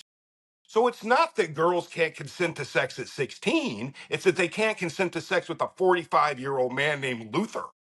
you know there's a difference between having a boyfriend and having some dude that is the power imbalance there is absolutely unacceptable to our modern civilization, and it should be. But this whole thing where you are a pervert for wanting to have sex with a 16 or 17-year-old girl is just ridiculous. Our ability to control our sexual urges is what makes us civilized, but that doesn't mean that every man that treats teenagers as a sexual arousal mechanism is perverse. It's acting on those behaviors. Like you're saying, Trump going in their dressing rooms, Trump buying Miss Teen USA. And I think a lot of men really sort of think, is there something wrong with me? I watch all this porn with teenagers, and it turns me on. Am I a pervert? I mean, they don't even understand. They have a problem. They don't understand their own sexuality. They're detached from it. They're dissociated from it. So they can't even talk about it without becoming very upset and calling you a pedophile. You know? Yeah, and I think there is that element of it too. I think it is one of those things that it's the as a man, that's one of the worst things you could possibly be labeled as. So there's like this intentional distancing. I want to be as far away from the flame as humanly possible. I don't even Mhm. want to talk about it, right? And that's a shame because I think there are important reasons to talk about it. But ultimately, getting back to the Trump situation, I did like to hear you call out like something that's kind of scares me a little bit as uh, a male and as you said, like anybody could potentially fall into this. I think I hear a lot of the celebrities, people are very powerful, very rich, they have this sexual novelty problem to where they just have access. Females are hypergamous, and especially if you're very, very rich, it's coming at you all directions and you've done everything, every different configuration. Like at some point, your dopamine circuitry gets burned out and you got to have some novelty. And I wonder if that is potentially driving some of this too. Anything that is potentially taboo, when your dopamine system is all hijacked, like you start to slip into a bunch of weird shit. Yeah. Yeah. And that's true. I think that is a big variable. I think the novelty variable is obviously a big thing. But you also have to consider that initial sexual behavior is extraordinarily, it shapes future arousal. So, what I mean by that is like, if you have sex for the first time in high school as a man with your 15-year-old girlfriend and you're 16, that sexual arousal mechanism is going to stay with you when you become an adult. And if you have billions of dollars and nobody can stop you and you're seeking novelty, you're going to sort of almost nostalgically seek out those sort of original sexual arousal mechanisms. right? It is actually a understandable human behavior. I don't agree with it. I think it's really sort of a pathology, but it's almost like you wanting to kill somebody. I'm not going to agree that if you're angry, you should go kill somebody, but you can understand the sort of instinctual behavior going on here. And if you are averse to even talking about it or even trying to understand why men behave that way, you're never going to be able to solve the problem, address the problem, understand the problem, predict the problem, right? At all. If you just think every human being, every man that has ever been sexually attracted to a teenager is a freaking pervert. That's what you hear all the time. You know what that, first of all, means? It means every single man in human history that got married to a 15-year-old was a pervert, which basically means the human race is perverse. You know, I mean, what are you doing to yourself by believing these things? I mean, these belief structures are absolutely malignant when you start digging down into them. The things you believe are malignant. And it drives me crazy because I try to talk to people about this and they call me a pervert. I'm like, you know what? Fuck Yeah, you. yeah, right. Fuck you for sure, man. Like, but and I think maybe the hyper focus on the males and what they're attracted to is not the big story here with respect to Trump. My maybe outrage and you know, being pissed off is I think about what this has to have done to a lot of these underage girls.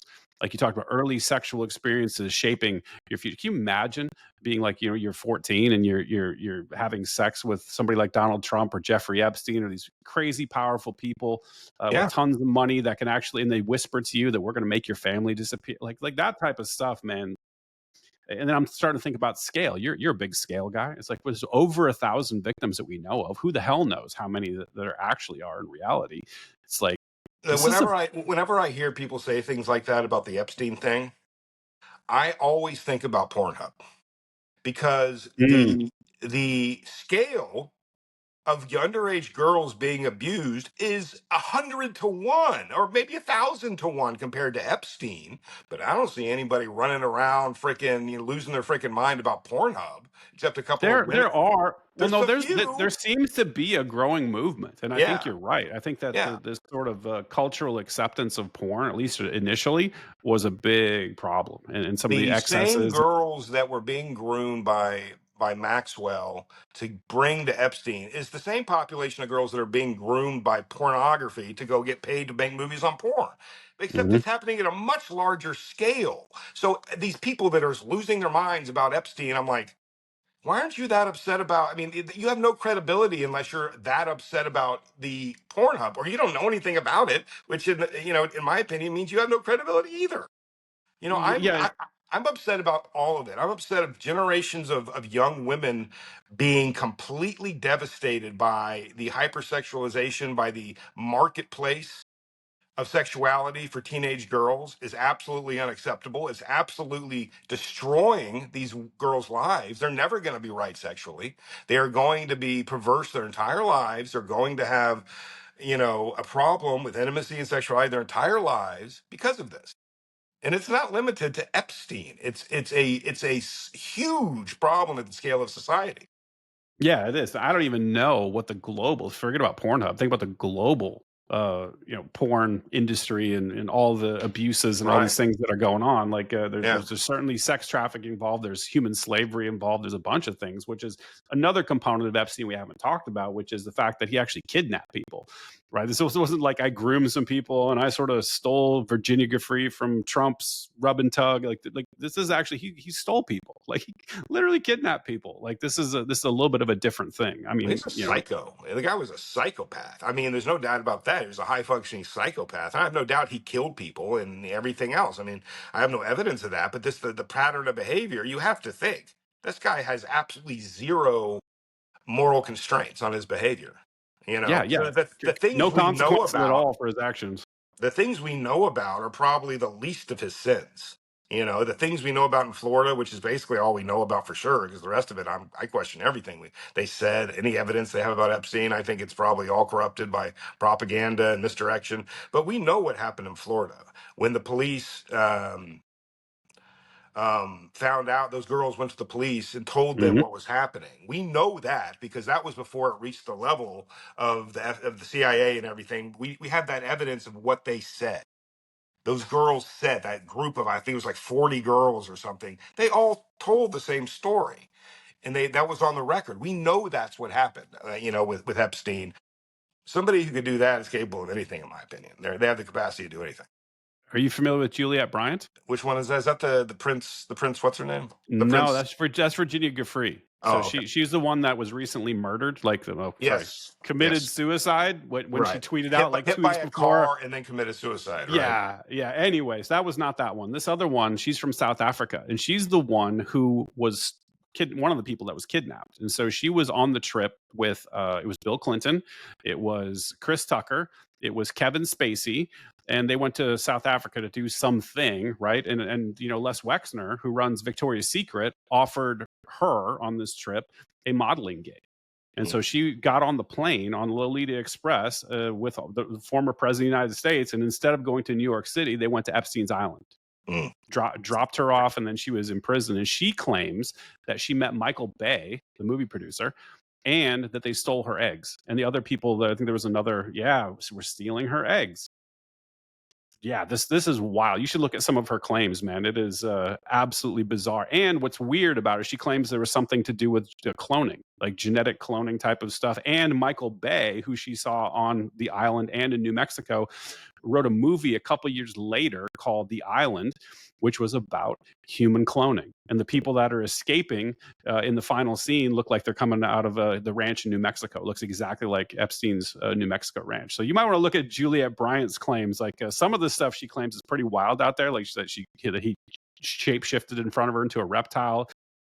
That lady's been through some stuff, man. I'm not making any ontological claims about the veracity of that, but yeah. just the other things that she says appear to be pretty sane, and she seems pretty lucid with respect to, she knows where she was taken from, and she was one of the victims that settled. She was paid millions of dollars to go away as part of that. I think it was a J.P. Morgan lawsuit, and there might have been another one. I think Deutsche Bank had another one that she settled with. So she's legitimate. She's an Epstein victim, and there's so much around that. To your point, like this might go quite a bit deeper than what we know. Yeah. Well, I mean, that sort of anecdotal evidence,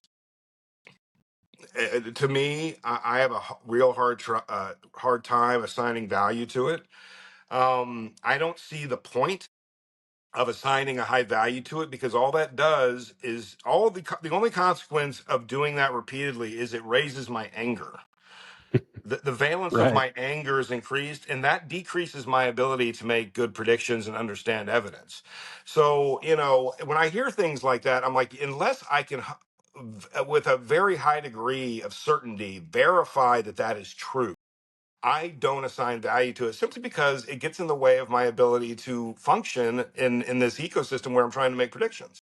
It's not because I don't care. It's because I think it's so disgusting that it upsets me, and it sort of compromises me. I'm compromised, like you seem to me compromised by the things that you are believing. You are believing things that compromise you and create in you a sort of pervasive negative valence that I don't think is healthy. I don't Are you think it talking helps about you like understand anything. with respect to Trump generally? Are you saying are you saying that's tarnishing my filter when I'm analyzing Trump generally?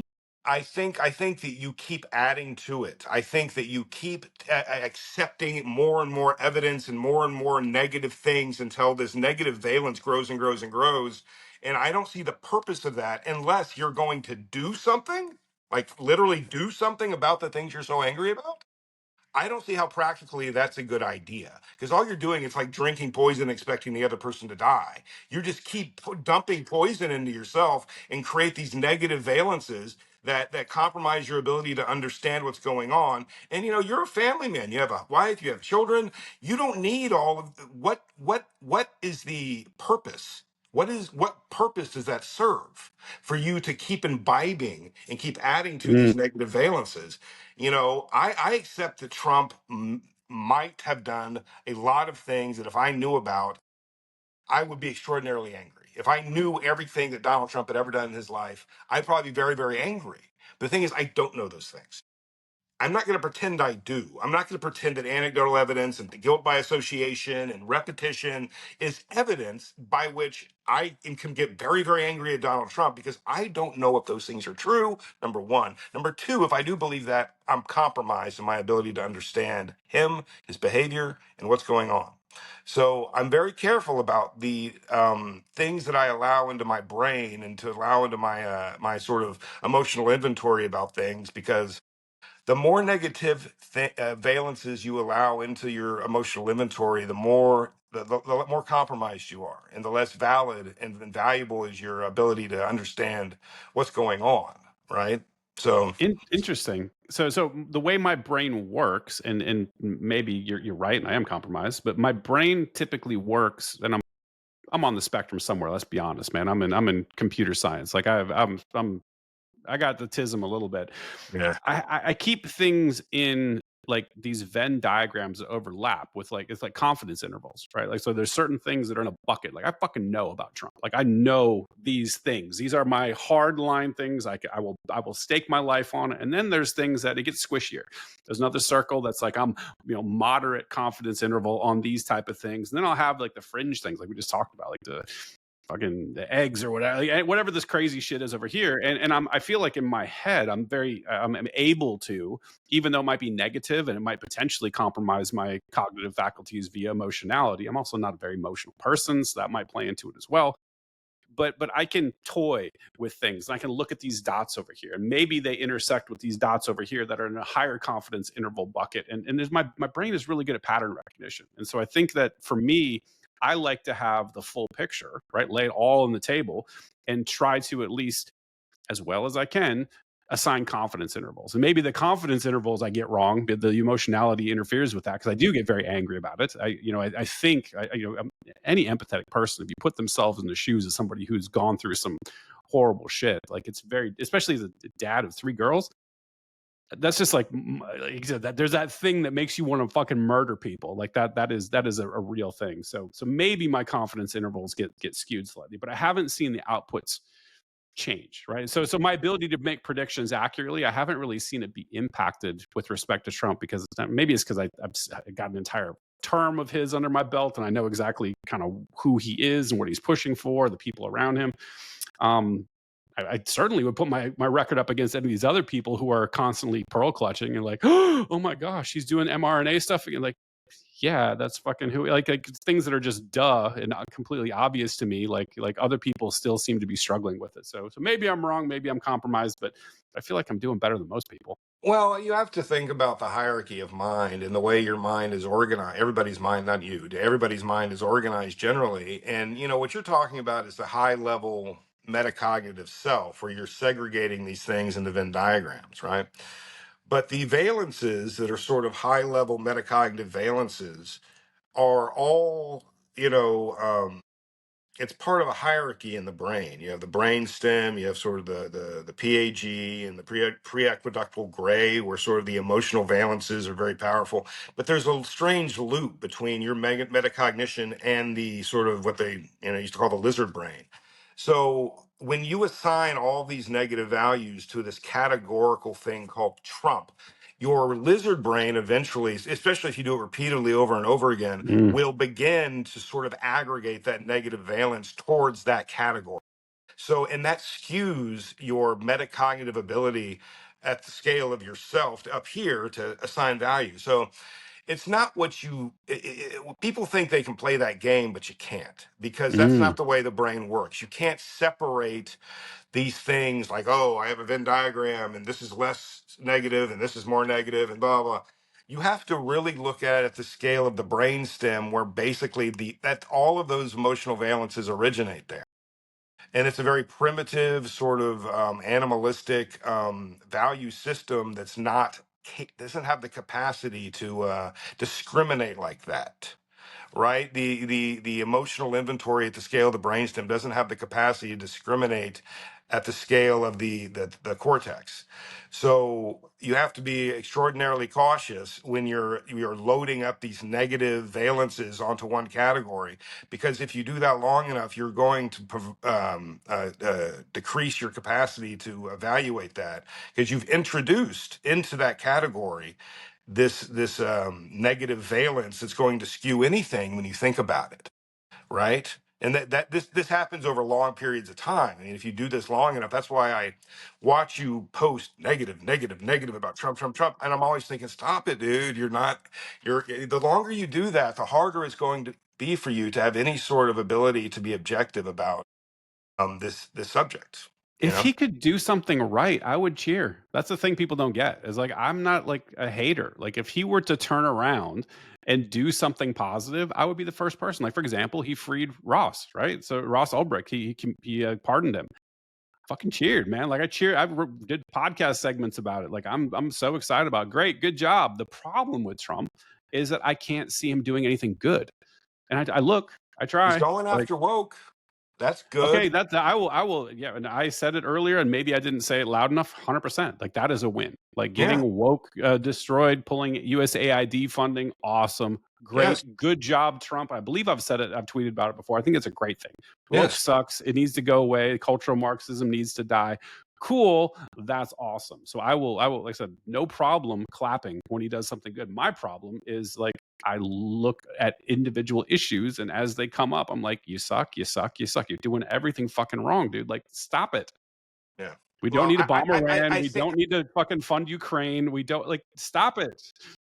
I mean, I think it's very difficult to look at Trump and understand what's going on, because we have no idea what's actually happening behind the curtain. All we have is the front-facing narrative that has very little attachment to or correlation with what's actually going on and what they're actually doing. So it's almost like we see this. It's like if you go to a play and you see somebody behind the curtain hit it, and you're like trying to figure out what's going on. They're setting up the stage, and you really have no idea. So you sort of make up all sorts of stories of what's going. You generally know they're setting up a stage. Maybe that was a Hmm. foot. Maybe that was a piece of chair. You don't really know. So people will fill in the blanks with pattern recognition and say, "This is what I think is going on." But in my opinion, we have almost no idea what's actually happening, what he's actually doing, what's actually going on. We have almost zero idea at that scale who is involved, what they're actually fighting about. And it seems almost like all of them agree. That's about the only thing they all agree on, is that we can't let people know what's actually going on. No matter what side you're on, it's kind of like the mob. Even if you're fighting, we all agree we don't want the cops to know. you know, Right, right. we might hate each other's guts, but we all agree on that. So that's kind of what it's like. They all agree that you have to create this narrative that sort of is a curtain between us and them, so we can keep doing whatever it is we're doing, right? So And this is why the Epstein thing is the most important issue right now, because clearly, regardless of what you think about Trump, he is acting in direct opposition to the things that he campaigns on and things he believes in, right? So the whole funding of Ukraine, getting involved in more foreign wars in the Middle East, like all these things, he's compromised, right? And it clearly is tied to the Epstein situation. So like maybe that's why I focus on it so much. And maybe I focus too much on the salacious aspects of it. When I think about it, I think of it in sum total. Like, yes, it's the horrible, gross shit he did, but also the fact that we have a government that we don't know who the fuck is running it, have no idea what this mechanism is that is pulling the strings of, as you mentioned, the most powerful military in the world, the most powerful economy on the planet. We don't have a country. We don't have any visibility into anything. And until you have at least some, and maybe that's what this is. I think I just it landed on it, is the fact that Epstein is a single point we can focus on. That if you shine some sunlight on that dark corner, you're going to illuminate at least something about what's going on behind the curtain. We already know there's plenty of shit that we don't know is going on behind the curtain. Most of it exists, and most of us accept that it exists all the time. But this particular one, this thing is controlling our government. And until we know what the fuck is going on with the Epstein situation, we don't have any surety about anything. yeah, I think Epstein represents because of Epstein's sexual pathology, in his screwing up and getting caught and bring a sort of shining light on him all of a sudden, we have a tiny, tiny view behind the curtain of what of a much bigger thing going on. At least we know that is going on. Even if we don't know the details of it, Epstein like gave us this sort of peek behind the curtain for a second that this crap is going on. Hmm. Right. And everybody, then we fill in the blanks, and this, we sort of create this sort of, picture in our head of what we think it might be. This we think, but we really have no idea. There's all the UFO nonsense, there's all the reptilians, there's all sorts of shit, but we really, that's because we really don't know. Right. And until we get people um that actually want to know and actually aren't part of it in some position of authority to go after these people for their crimes, nothing's going to change. Because Trump doesn't want to go after them for. Trump wants to go after the Bidens and the Obamas and the Hillarys because of what they did to him. Yep. Right? This is completely, you did this to me. Now watch out, shithead. I'm going to drag you through the freaking mud and have lawfare on you and blah blah blah and fuck you. You arrested me and mugshotted me. This is about Trump. This isn't about saving the United States from the crime families that have captured our governments. If it was, he'd be behaving very differently. Right? Yeah, I couldn't agree more, man. So I'm gonna ask you the $1 million question. What the fuck you do about it? I think AI is going to play a big part in this. And if I was to make a sort of prediction of a possible future that could be a solution to this problem, it would go back to what we were talking about at the beginning of the conversation about social ethics and social protocols that sort of mirror biological protocols. I think AI, just like they're using it in China to shape behavior through social credit systems or whatever, Hmm. AI could be used to identify the instinctual gradients by which the human social organism self-organizes, and to maximize that and shape behavior in a good way, make families stronger, make men more dedicated to their wives and children, and shape that behavior from young. I mean, why do we always think that it always has to be used for bad? If people who are loving and want everybody, the humans race to succeed, basically get in charge of AI, they could do the opposite. They could put in protocols into AI that shape enormously wonderful civilizations, right? And that, to me, I think right at this point is about the only thing that I think could save us from these shitheads. Because the AI that is programmed to do that will immediately call out what we're talking about as malignancy. It is obvious malignancy when you look at it at the scale of the social organism. And if there's an AI that you program and say, listen, we want you to first of all, take all of this training data and understand how to maximize the efficiency of the human social organism and create from that ethics and morals that can be taught and ingrained and shaped from childhood through AI. And also point out, and I want you to identify things that are contrary to that goal. Obviously, all these things, the sexual depravity, the financial depravity, all the crap they're doing is immediately spotlighted as malignant.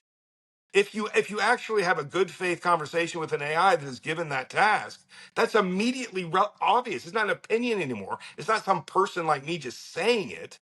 It is an AI that's trained to try to maximize the human species, basically the functionality of our societies. And so I think that is right now AI it's like a real timeline split.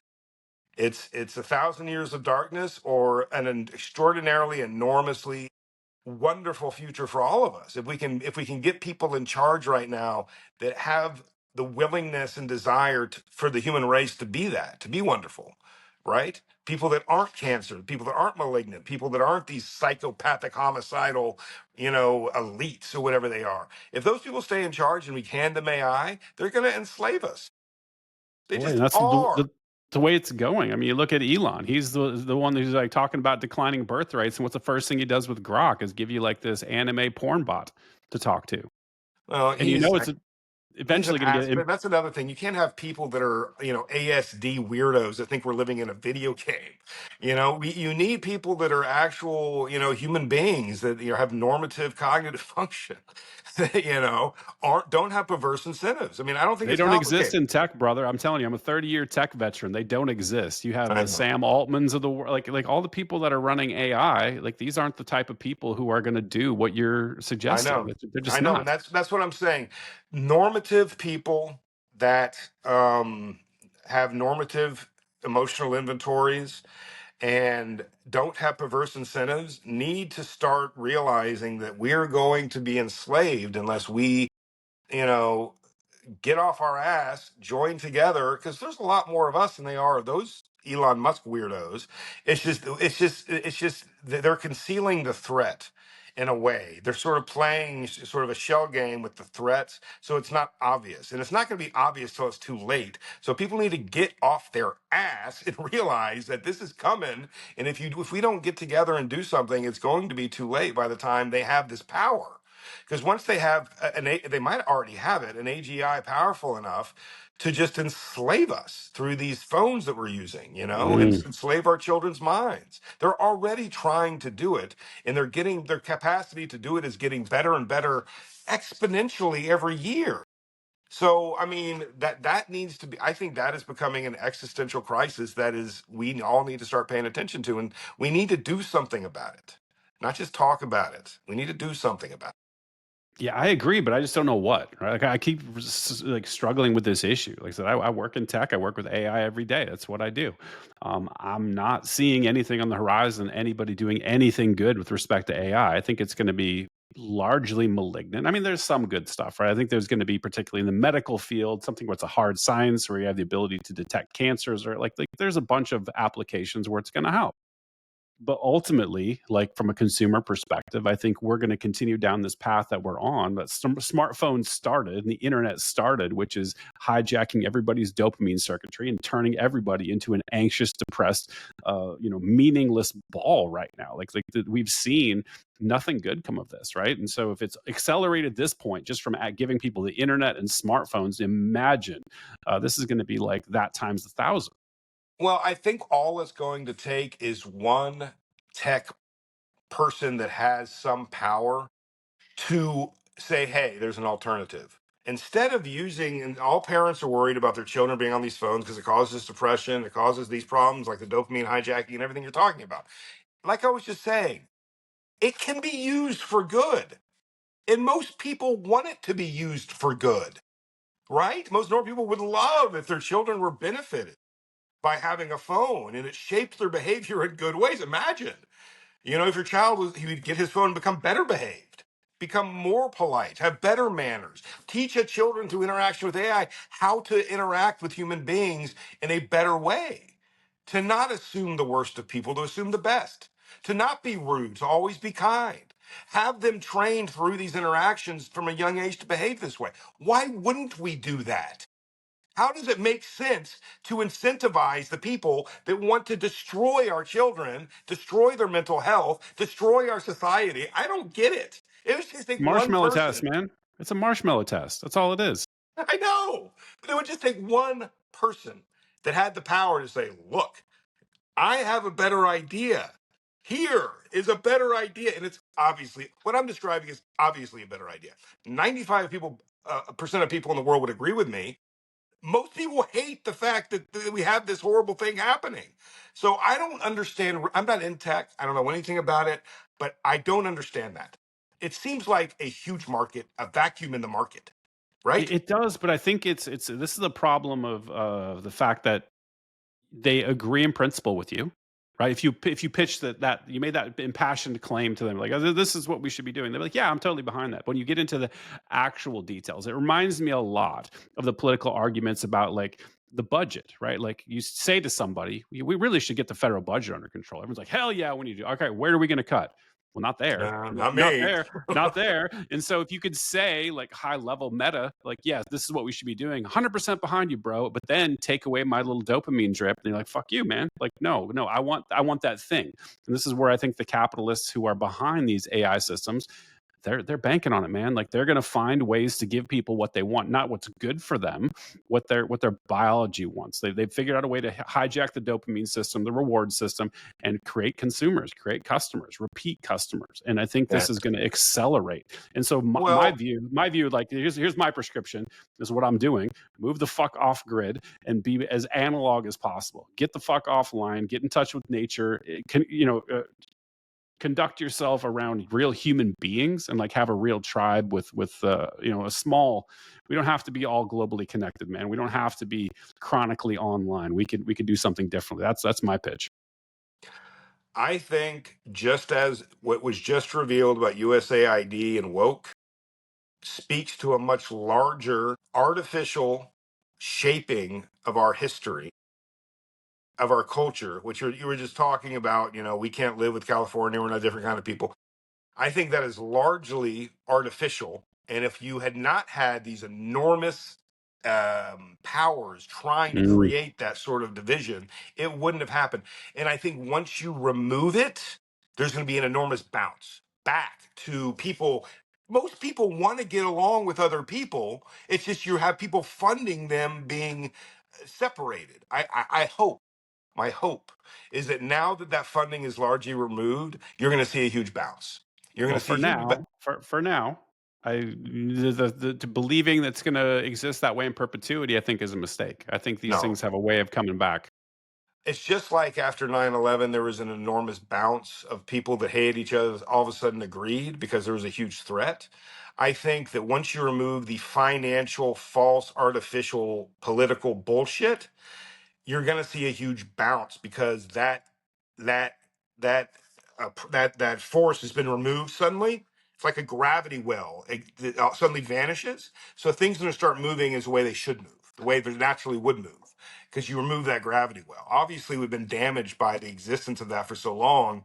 But my hope is that good people will rise to the top of groups. Instead of artificially raising these horrible people to positions of prominence, actual merit, actual people that want good things will rise to the top of groups.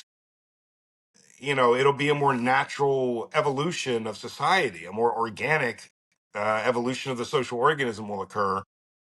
But we've been so infected by this shit for so long. I think grown-ups have to try to help it along. We all have to sort of realize that what's happening as sort of the macro, and we need to help it happen. We need to give that inertia, like, give it a Mm. shove. Everybody's like, we want this to happen collectively. We all need to collectively realize, okay, that happened and that sucked, but now this is happening and this is what you can do about it. Just try to encourage good people to be um, admired, good people, moral people. We need to return to that. That are the people that should be famous.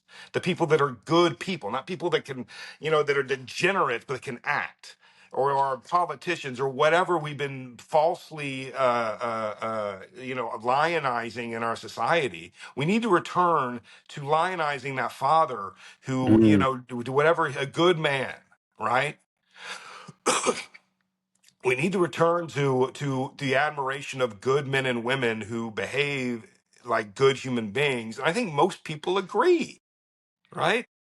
You'd think so, and I hope that's the case. And by the way, I just amen to all that, brother. Like that's what this whole podcast is about. Aiming up. This is about elevating yourself, becoming a better person, holding up virtue, holding up virtuous people, having good folks to emulate. Like that's what this is all about. And I think that you're right that we've got to get out of this, paradigm where power and money and fame is what we lionize, and we actually look at good, virtuous folks that are actually trying to do something good in this world. Because And if we don't, also, man, not being ashamed of it. I see that a lot. People that are almost ashamed of stating that they're a good person or they're trying to do good things, almost like you're bragging or something.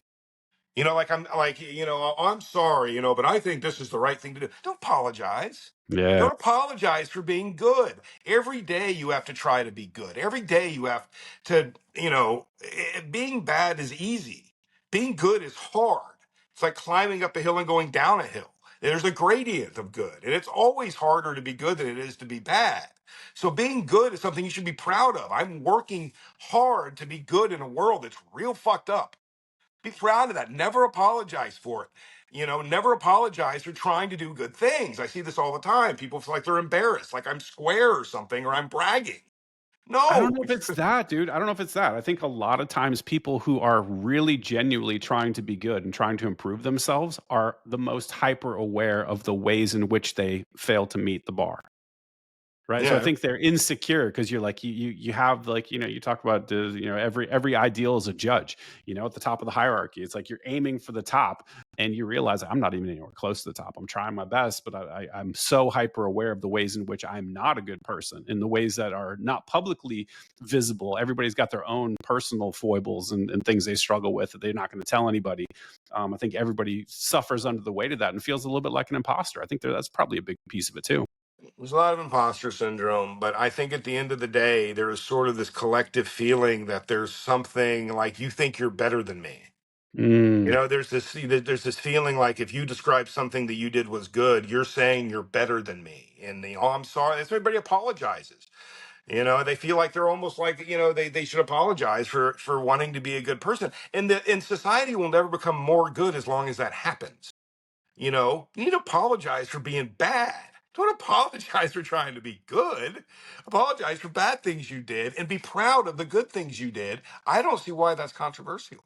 Well, I I think think that is, another piece, man. Sorry to interrupt, but another piece of this, I think that there's so much of this in the world where people who are shitty people will attack a virtuous person for points or for like, or maybe they just feel bad into themselves by comparison. And so I think anybody who does something or advertises something they do virtuously is just almost cringing because I know I'm going to get the hate. I know that a bunch of people are going to come out of the woodwork and talk all this shit to me.